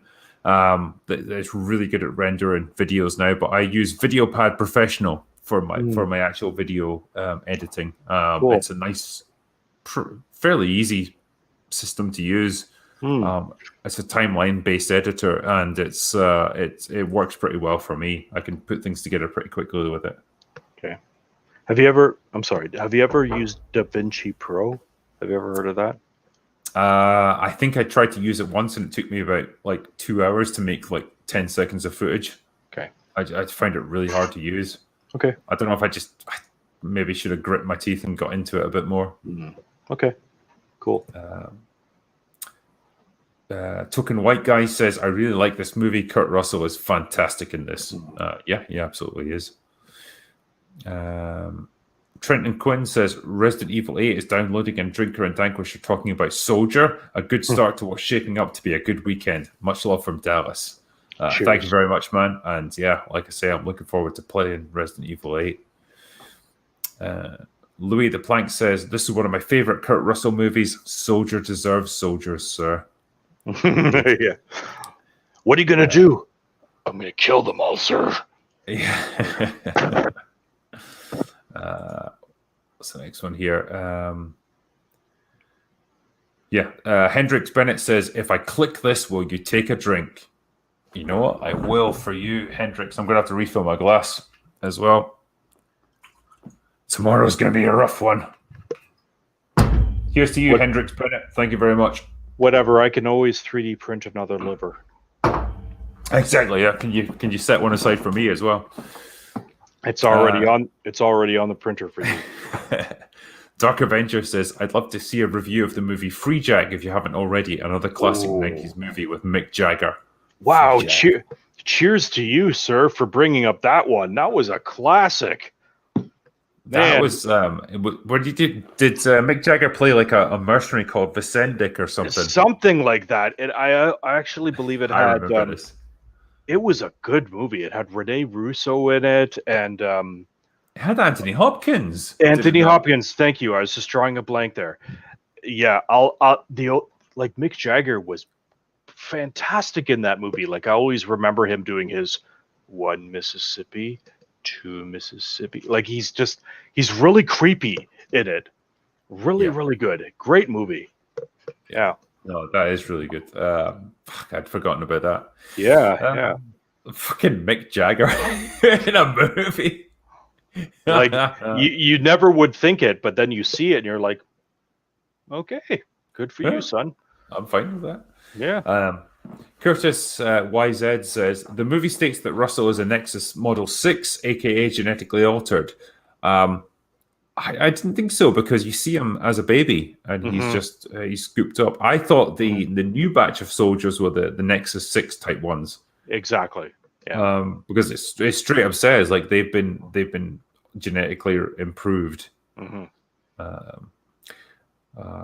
Next one from someone whose username is just a bunch of like straight lines. It says the TNG episode The Hunted is based on a similar concept. Good point. Interesting. Okay.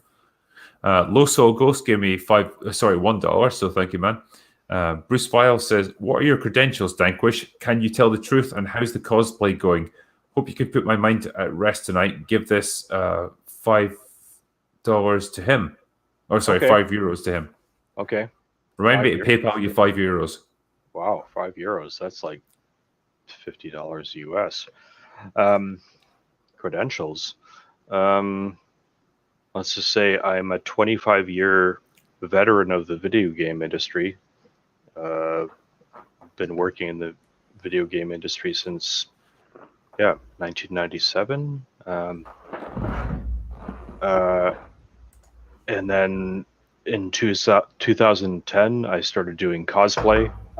So that's pretty much what my Instagram is all about. Me and my wife in cosplay. I'm still in the video game industry, and I've had the pleasure of working on such titles as Unreal Tournament, Rage, and then most recently Halo. So those are my credentials. Classically trained industrial designer. I'm half engineer, thanks to my dad, and half artist, thanks to my mom. So. Okay. Well, I would say let's put that one to bed. Someone in chat was asking me as well. Jeremy James says, Drinker, how do you write? Do you have your plots already formed, or you just write and let it fly? I write them out in advance. So I'm a plotter, not a pantser. And so, like, yeah, I'll write like 10, 15 pages of like plot synopsis that tells me exactly what's going to happen in my story before I actually write it. That way I can avoid writing myself into a corner, because I'll tell you, man, there's nothing worse than you're halfway through a novel and you realize you've totally fucked up and you need to go back and change a bunch of things, because that just kills your momentum. So yeah, I like to plot it out in advance. What's the next one here? So Roger P says, I'd love to hear I'd see your inebriated and discursive take on the Expendables series. Geriatric muscle tone. I raised my 2009 Middleton Rare to you, sir. Nice. Yeah, I like the Expendables. They definitely had their ups and downs, but overall, like, I think it's so fucking cool to see all these like classic action heroes together. Yeah. Overall, yeah, it'd be good to look at them again or do some kind of review on them. Ed Starr says, just like the 1953 Western Shane starring Alan Ladd, there's nothing going on between the homesteader's wife and the gunfighter. It's only implied. Yeah. It's definitely implied that there's a real attraction between Todd and Connie Nielsen, because fucking why wouldn't there be? I mean, look at her. I don't know if it's reciprocated. There's definitely, like, she's trying to connect with him on some level. I just don't know if she's implied to be attracted to him, or if it's just, I just want to help you. But anyway, Curtis YZ says, you guys are both awesome, but Todd is Nexus 6 replicant. In a Blade Runner sidequel movie, Todd is genetically altered. Much love. I just don't see it. I don't understand how he is.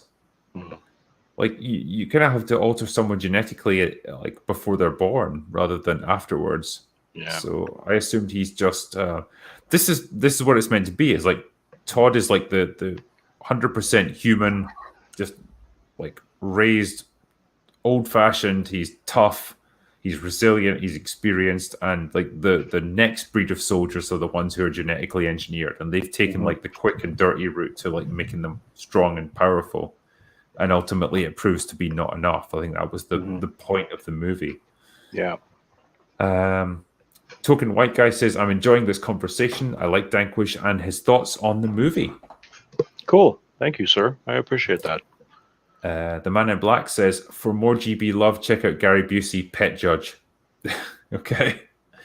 Wilfredo Romero Torres says, thanks for bringing Danquish back.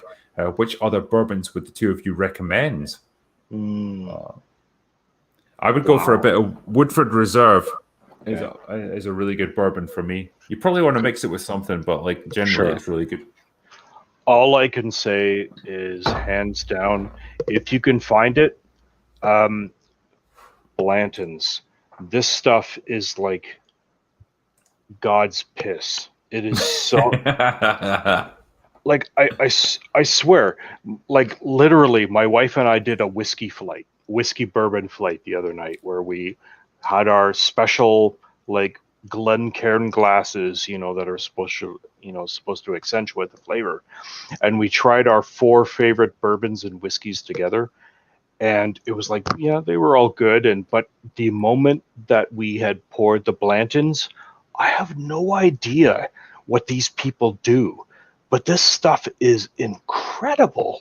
Like the flavor, like everything. If you're one of those people that love to like explore the whole experience, like the taste, the bouquet, whatever, the aftertaste, whatever, sure, fine. This stuff is transcendent.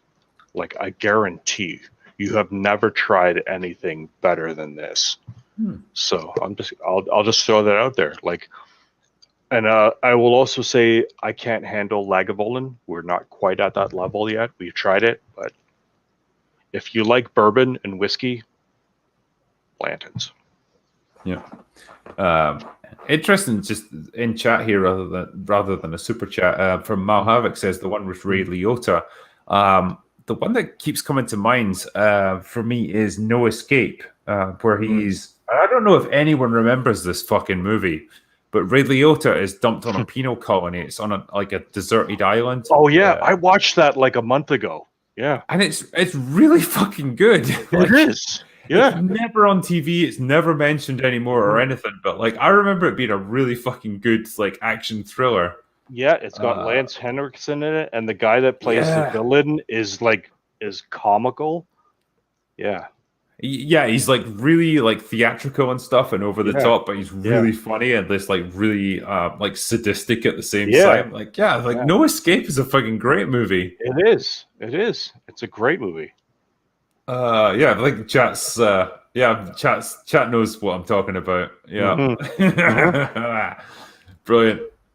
I love it when it's like, these movies that I sort of vaguely remember from being a kid, and it's like, everyone knows what I'm talking about. Nice. But as a caveat to that, I will say, do not watch Turbulence with Ray Liotta and Lauren Holly. Okay, no one should have to experience that. I'm sorry. Is it that bad? It is that bad.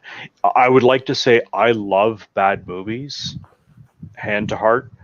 But that movie even is beyond my limits. So don't do it. So fair dues. Okay. What's the next one? So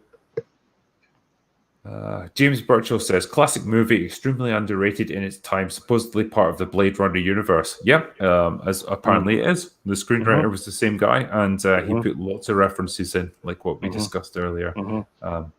Hendrix Bennett says, drink 1, 2, 3. So, yeah, there we go. Drink. All right. Well, if that's a challenge, then here's to you, sir. Andre Lopez says, Aliens versus Predator Requiem is the only movie I've ever wanted to walk out on. It was absolute shit. Thank you. 100% it was. I hate both of those movies. They're garbage. But Requiem was the worst, by far. Thank you. Personal anecdote. I had convinced my entire design team to go see that movie on Christmas Day when it launched. And I swear to God, it was Christmas Day when everyone is supposed to be like with their family and everything, and we had gone to see this movie. And when we met in the lobby afterwards, I felt like I needed to apologize to them, B, refund their purchase price, because I was like, guys, I am so sorry that I made you waste your Christmas Day to see this movie. Yeah, it was that bad. If I had spent Christmas Day watching that, I would feel pretty sick. Gotta be honest. Let's just say that's a sin that I will never live down. Yeah. What's his name? Cartoon Man. This is in chat saying, what about Fortress? Fortress is fucking brilliant. I love that movie. Christopher Lambert. Oh man, Christopher Lambert. So good. How can you not like a Christopher Lambert movie? I mean, oh man, because it's got the bad guy from RoboCop in it as well. Kurtwood Smith, yeah. Kurtwood Smith, as the administrator of the prison. It's such a good film. I'd definitely love to talk about that one. Yeah. Love Fortress.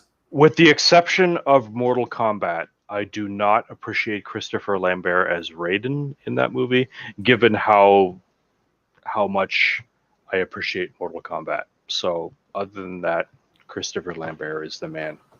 Yeah. Sorry, back to the super chats.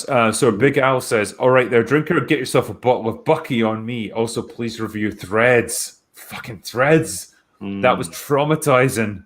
I don't know if you ever saw that, Danquish, but Threads was like a British drama series that was made in the 80s. Okay, I've never heard of it. Well, it was about a nuclear war. So it starts off with these families living in different cities across the UK. A nuclear war happens, devastates the entire country, and you get to see it like over the decades, like how the world changes, like and it basically devolves back into like a sort of pre-industrial society. It's like awful. Really? Like, yeah. Oh, it's like it's got a really fucking grim, bleak ending. But it was apparently it was like just really hard hitting for the time, and it was a good show. Admittedly, for that reason alone, my wife and we have not watched Chernobyl, just because like we watched your video, the recap of it, and just like the footage of it, we're like, I don't know if we could handle that. That looks a little rough. It's I mean, it's definitely got dark moments to it. Sure, pretty grim scenes, but like there's some really poignant, like kind of uplifting stuff, like the heroism that these people displayed in the face of like absolute like horrific situations. Like it's really inspiring. Like I would genuinely recommend it as a watch. It's not an easy watch, but it's definitely a good watch. Okay, cool. All right, Threads. I'm gonna write that down. Yeah, no, like more Chernobyl than Threads actually. But yeah, cool.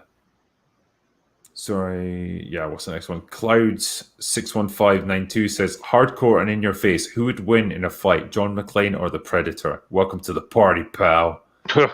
Wow. Okay. I mean, John McClane's resourceful, but the Predator's got like shoulder cannon and stuff. So I think if Arnold could barely beat it, I don't think John McClane would be able to defeat it. I think the Predator would probably win. I swear to God, this is hilarious. Thank you for bringing this up. I love the fact that this brings me right back to my high school cafeteria, where myself and like my best friend at the time, we were arguing who would win a fight, Alien versus Predator. And this was before those movies even came out. Yeah. And like we're like, yeah, but the Predator has got stealth capability and like, it can see infrared. Yeah, but the Alien can climb on all four walls and it's like got acid for blood and a stinger in its tail. And like we went on for 20 minutes of like who would win. So that's hilarious. Thank you for that question. Andre Lopez also says, I can relate. I broke my arm as a kid and was in shock till they straightened it out. I screamed bloody murder from the pain. Yeah, because the people in the hospitals are fucking assholes, man. They don't give you any painkillers or anything. They're just like, we need to straighten this out a little bit. It might hurt a bit, but don't worry, it'll be fine. And then away they go. For God's sake, like, chat, just so you know, like when like a year ago, and like I don't want to like go on and on about it, but a year ago I was in the hospital, and for some reason, because of the whole opioid epidemic, they underdosed me. So I was telling them, like, for God's sake, I'm in pain, I can't even breathe, and they would not give me like any painkiller for it. So they gave me just enough that I wasn't screaming in pain, but for 5 days straight while I was in the hospital with broken ribs, I was just like that far from going nuts because I was constantly in pain. Damn, man. It was terrible. It was like a torture thing where they'd like keep you that far from going nuts. So anyway. That does not sound like a fun experience. No.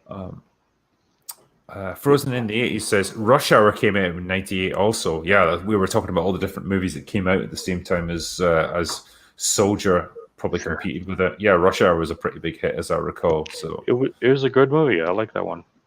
Atticatch Sound says, Drinker, still can't believe you're not familiar with 2013's Grabbers. The synopsis says Irish and Islanders learn that the only way to survive an invasion of blood-sucking tentacled aliens is to stay drunk.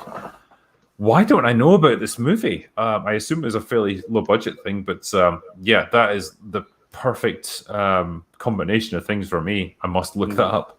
Grabbers, right. Yeah, need to find that. Bruce Vile says, the reason I won't buy HBO is because it's meh. I don't mind giving you €15 a week. I think you deserve a bit. Hopefully you won't get down on again. That's a bit harsh, man. Jesus. But yeah, I appreciate the donations. But yeah, man, I like to have lots of different guests on. Doug Keller says, you two should do a live stream of the Michael Bay Bad Boys movies. Yeah, now you're talking. I still haven't seen the third one. I don't know about you. You know what? It was actually really good. I will say, the original Bad Boys, I saw that in the theater and I really enjoyed it. Bad Boys 2 was tedious and went on way too long. It was one of the first movies that I saw in the theater where I'm just like, oh my God, looking at my watch, is this over yet? Bad Boys, whatever it was called, Bad Boys 3 or something, Bad Boys Forever, I actually really enjoyed it. It was kind of fun. So I'd like to give it a look. Just in chat here, Doongar says, did you like Sucker Punch by Snyder and Another Round 2020? If yes, will you review it, please? Yeah, Sucker Punch was a weird one. Like, the plot makes not a fucking lick of sense, but the action sequences are really good. Like, for sure. Like, visually, it's a fantastic movie. So it's a weird one to kind of review because the sort of normal criteria I would go for in a film, well-constructed plot, like good character development, doesn't really apply to this one. It's just all that action all the way through. But yeah, you can kind of just put your brain into neutral and enjoy it, I suppose. For sure. And at the time, as someone who is actively involved in the cosplay community, if I had $1 for every time I saw someone in a baby doll cosplay, I would be a rich man. But it was still a fun movie. Yeah. John Oakletree says, off-topic drinker, check out Friedkin's Sorcerer. Might make a good production hell video, and check out Friedkin's The Hunted, awesome knife fights. Yeah, I'm looking for a new production hell video since my last one was forced to be taken down, which was slightly annoying. But yeah, I made the mistake of criticizing the wrong people when I did Fan 4 Stick. And so I was sent a very angry email saying I had to take it down. I'm personally offended by that, let's just say. Yeah, I mean, I can't go into too much details, but yeah, it was basically made clear to me that if I didn't, then there would be pretty serious legal consequences. So, it wasn't a hill I was willing to die on. Like, I argued back and forth quite a bit, but eventually I was like, no, they're not going to bend on this one. So I just took it down. And it was a pisser, but that's what happens sometimes, unfortunately. So what's the next one? Stephen Lanuto says Gary Busey is the hammer and the nail. Yeah, he is. He's the hammer and the nail and the piece of wood. He's everything.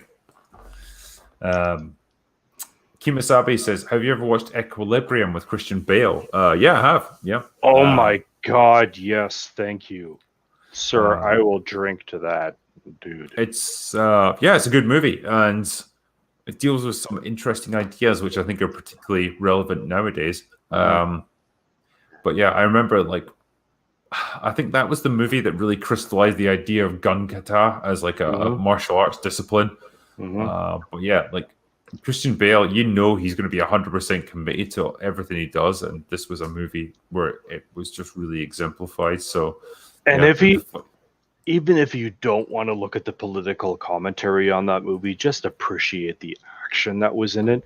Like the end scene where he throws his supplementary magazines down the hall and plans and does his his gunplay, and then he puts his pistols into the ground to grab the magazines and continue his gunplay.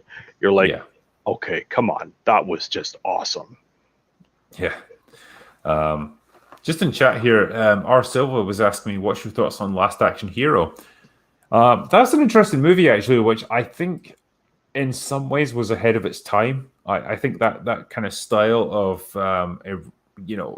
parody, irreverent sort of satire, I think the early 90s just wasn't ready for that kind of film at that point, and I think it was horrendously misadvertised as being like a straight up Schwarzenegger action movie when it clearly wasn't. It was something quite different.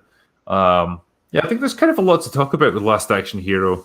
I think sometimes the satire is a bit too obvious and a bit too dumb, but some of the parts of it are really good. So I'd be interested to review that actually now.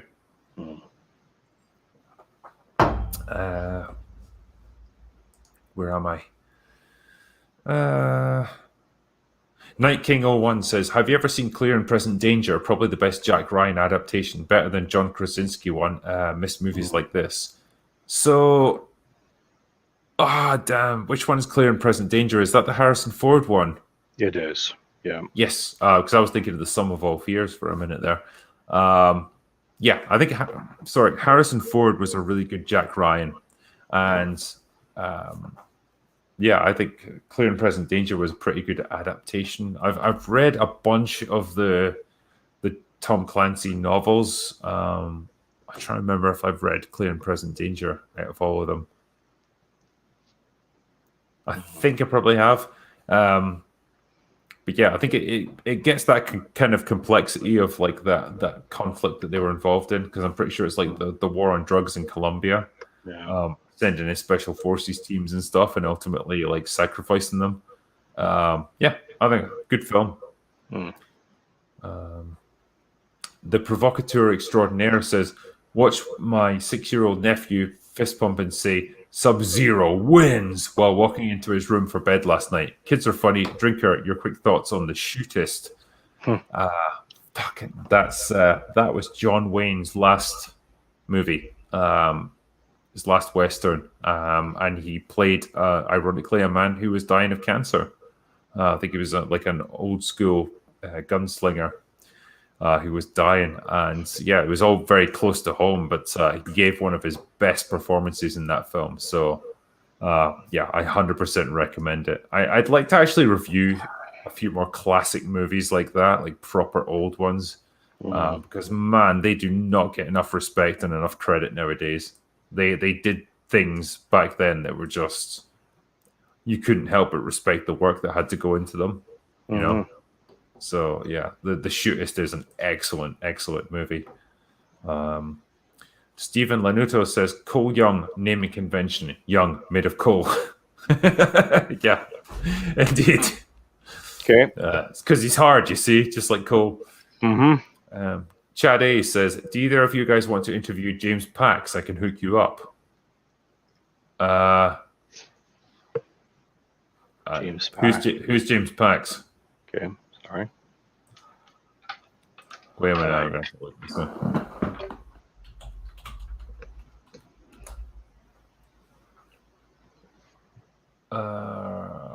Right, so he's a Japanese-born actor who has acted in films produced in Hollywood, Hong Kong, and Japan.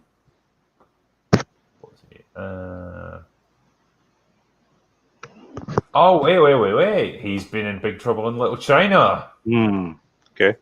Now you're talking. If I'm not mistaken, he probably played Lightning based on the look of him. Yeah, I'd fucking love to talk to that guy. Yeah, bring him on. Yeah, that'll do. Great White Lobster says, have you ever done a stream on the 13th Warrior or Eaters of the Dead? No, I haven't done a stream on that yet, but I would quite like to, because I really like that film. I think it does some really interesting things in it. Dare I say it subverts your expectations before that was a thing. But yeah, it's a great movie of like Vikings versus like Stone Age cannibals almost, with like Antonio Banderas, isn't it? But yeah, it's a good film.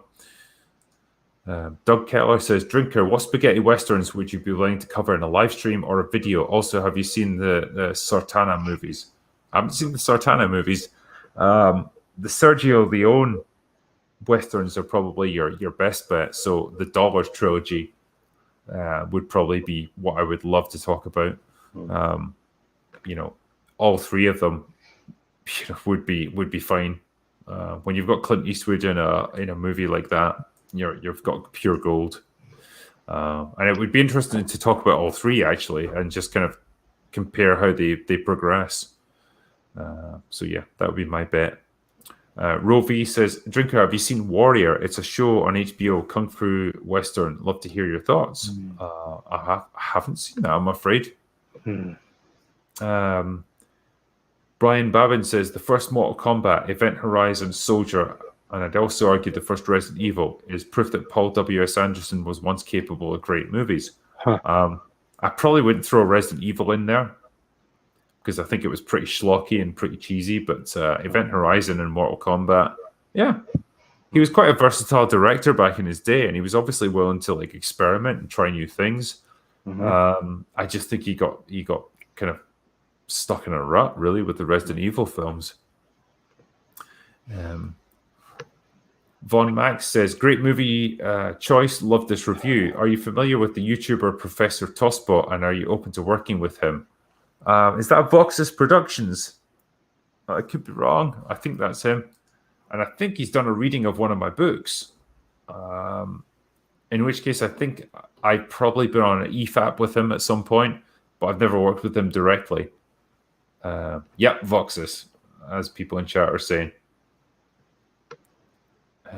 Yeah, I'd be happy to chat with him at some point. So yeah, sounds good.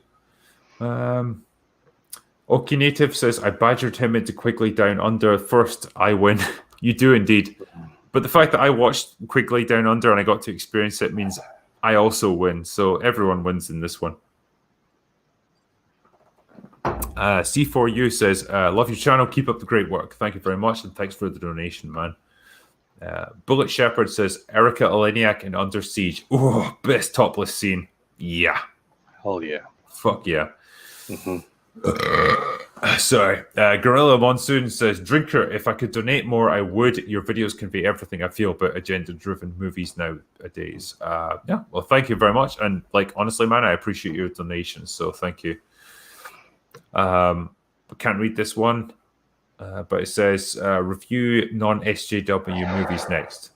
Gim Kata, Gotcha, Turk, go away now. Well, I mean, I do review them quite a lot, and especially on my second channel. That's where I've just covered a bunch of movies. My most recent one was Bat 21, which is a Vietnam movie with Gene Hackman, which I fucking love. So yeah, that's my chance to praise movies that were just good back in the day. MK says, Alien has been mentioned a few times. Either of you seen the not known film that Geiger was part of, Condom des Grandes? Best bad film for me. I have never seen that, never heard of it, my friend. I don't know what that is. So I couldn't help you there. Bruce File says, will you fight me in any style? I want to know if you're able. What weight, height, and group are you? I will fight you in drunken kung fu style. I am 6'2". I am 195 pounds, and up for anything. So let's fight. Let's fight. Let's do it. Douglas A. Burton says, speaking of Blade Runner, I'd love to see a series that follows Roy Batty and crew through the Tannhauser Gate and Shoulder of Orion. We'd follow their entire adventure as they battled their way to Earth to stave off death. I mean, on the one hand, it would be cool to see something like that. On the other hand, I kind of like the mystique that comes with it, where you just have to reference things like Tannhauser Gate and the Shoulder of Orion, like in his speech. It conjures up images in your head of all these fantastical things, like these incredible sights. And you almost don't need to see it, if you know what I mean. Like you can just kind of imagine it. And I think that's what adds to the interest of Roy's character, that he's seen all these incredible things and experienced all this amazing stuff that's going to be lost so quickly because he's got such a short lifespan. I don't know, like I almost feel like I would rather know less about those things than more. But I get your idea there. Wesley Kelly says, Banshee, violent TV show from Cinemax, Homelander and Eliza Dushku. That is a great combination. And yeah, people have been talking to me for a while to review Banshee. It is on my list, trust me. Mr. Bleachheim says, have you ever watched The Raid? It'd be awesome if you did a review. Yes, I've seen The Raid, and I've seen The Raid 2 as well. Both fantastic movies. Those are amazing. The fight the fight choreography in them is incredible. Mm-hmm.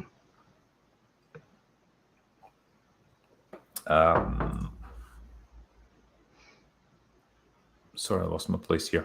Rob Vegas says another good one with Kurt Russell from the late 90s is Breakdown. Yeah, I think we talked about that earlier. Mm-hmm. That is a good movie. And it plays a very different character, very much just an everyman. Mm-hmm.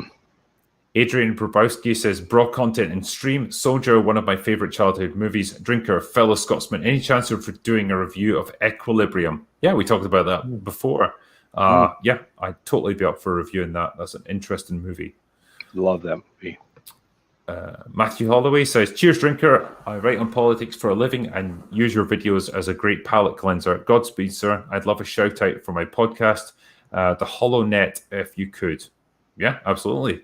Everyone take a look at The Hollow Net. I guess if he writes about politics and stuff like that, maybe he talks about politics and media and entertainment and things, in which case it's probably not that different from what I do. So, yeah, give him a look.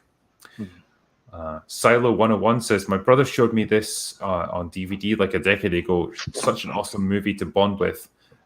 We still quote it to this day. Yeah, nice. Gary Jensen says, don't be a snob, get some Jim Beam. Jim Beam is what I get when I'm really poor. But at least I've got Jack Daniels on the go, so I've got some sort of standards. But yeah, my preferred drink is Woodford Reserve at the moment with a little splash of Coke, just as a mixer, because the Coke helps you stay awake, especially when you're doing streams. But yeah, thank you very much for the donation, man. I appreciate it. Hendrix Bennett says, special request, please do a video on the Evil Dead and Evil Dead 2, please. I'll save that for Halloween. That'd be an ideal time. Corbin Davies says, hi, Drinker and Danquish. I thank you for constant quality content. Have you seen the film Real Steel? I'd love to see a review. Real Steel.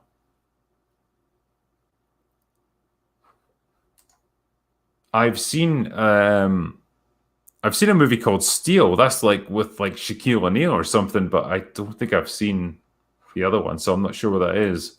Unless it's the same one and I'm just getting them mixed up.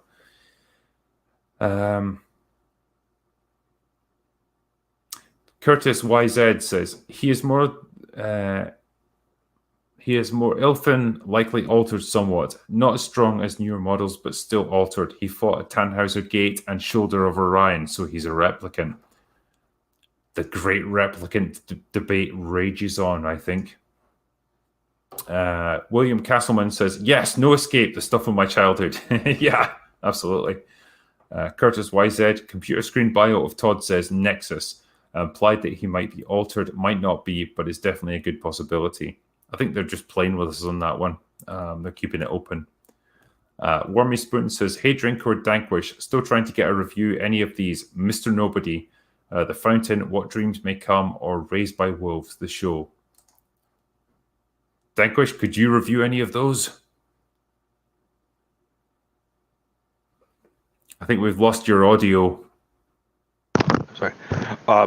Nobody, are you referring to the movie Nobody or Mr. Nobody? Is that something else? Or I assume it's just the movie Nobody. Yeah, that was a really good movie. I really, really enjoyed that one. But the others I have not heard of. I'm sorry. Okay. Just give me a second here while I refresh.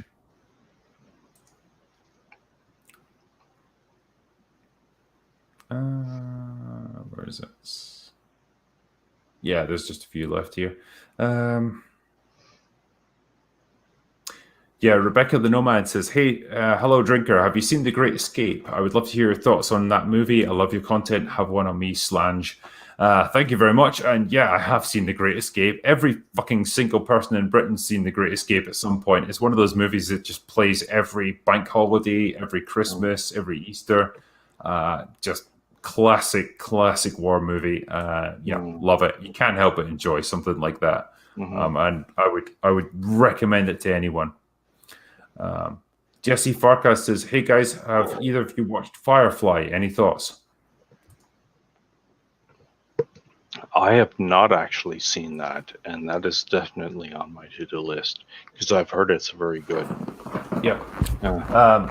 I've seen Serenity, but I haven't watched Firefly that led up to it, which it just kind of passed me by. Unfortunately, I think I was watching Farscape at the time, so that kind of took my attention away. Okay. So I missed it. Point Curation says great content. Thank you very much. Shy Mask says sure, Predator versus John McClane might be one-sided, but it'd be worth it just to hear the Predator or John say "Yippee-ki-yay, ugly motherfucker." Agreed. Agreed. Yeah, that'd be good. Stony D says one ping only, Vasily. Yep, Hunt for Red October. Fucking amazing movie. Love that film. Burping McBelchface says, Hail Drinker, when are you going to review international mega hit Roadhouse? Oh, I'll get there. You believe that. Roadhouse is a classic movie. Andre Jones says, you people sit tight, hold the fort, and keep the home fires burning. And if we're not by dawn, call the president. Absolutely brilliant Jack Burton line. Love it. Great. Bruno Champagne says, thanks to YouTube for the late notification 15 minutes ago. Quick one. Are you a fan of Robert Ludlum's books? Old School, I Know, Peace from Canada, Cheers. I've only read a couple of them, but yeah, I do remember them being pretty damn good. So yeah, I do like Robert Ludlum. Nate Sanders says, Dragged Across Concrete, great film until ending. Pacing and performances were kick-ass. Ending ruined the entire film. Check it out. I've not seen Dragged Across Concrete, so I don't know.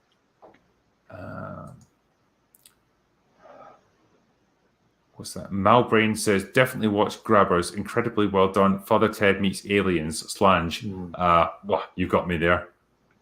Father Ted and Aliens combined together. That's it. I'm sold. I'm there. Pitch Black says, should do a review of Pool Hall Junkies. It's got white guys saying forbidden words, gangsters, pool sharkery. Maybe Abe Lincoln here can convince you. I've never heard of that movie, but I'm always on the lookout for something new. Right, this is the last one here, I think. Great White Lobster says, more on 13th Warrior. Subvert your expectations indeed. I love a movie that isn't afraid to kill off the heroes. It brings you to love. Good book, though. Yeah, so it's based on Eaters of the Dead by Stephen King, as I recall. And yeah, it involves cannibalistic Neanderthals fighting Vikings. I mean, what's not to love? Jesus, that's just like a perfect combination. Sounds good to me. Point Curation here says great content. Thank you. Jesse Farkas says about Firefly, I'd recommend Farscape. Was amazing though, so I don't blame you missing it. I really mean to do a review on Farscape as well at some point because I fucking love that show. I think that's pretty much it. I think we made it to the end of our super chats and everything. So, all right, man, yeah, we've done it. Like, so having made it to the end, having talked about Soldier and having got through the super chats, Danquish, dude, I want to thank you for joining me for this one. It's been a pleasure to talk to you again. Thank you so much for having me. I really appreciate talking to you. That's all right, man. And I'm always happy to share a few drinks with you. I mean, I know you don't have a YouTube channel. Man, I need to share some of your cosplay pictures that you've sent on Twitter or something like that because they are awesome. Thank you. I really appreciate that. That means a lot to me. I mainly exist just on Instagram now these days.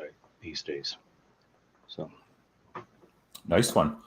And for everyone else, for all the people that have come and watched this tonight, thank you very much for all the awesome chats. Thank you for the super chats. You know, I appreciate your generosity. Everyone that's donated to this, man, you just make it an absolute pleasure to do these things. And so, my gratitude to you guys. And yeah, I hope you've enjoyed the stream.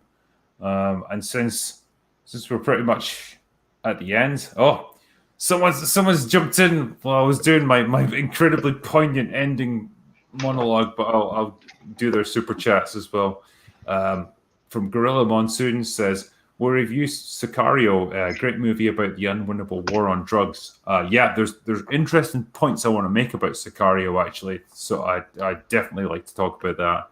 And Bruce Vile says, Danquish, very unperformable, won a box for MMA in a ring.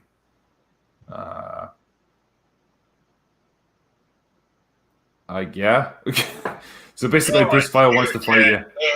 Okay.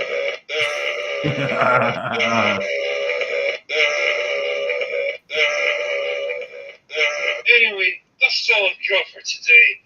Go away now. Nice. All right. Well, we're probably going to sign off there since we've covered everything and it's been awesome, man. So thank you to all you guys, and that is all we've got for today. So we're going to go away now.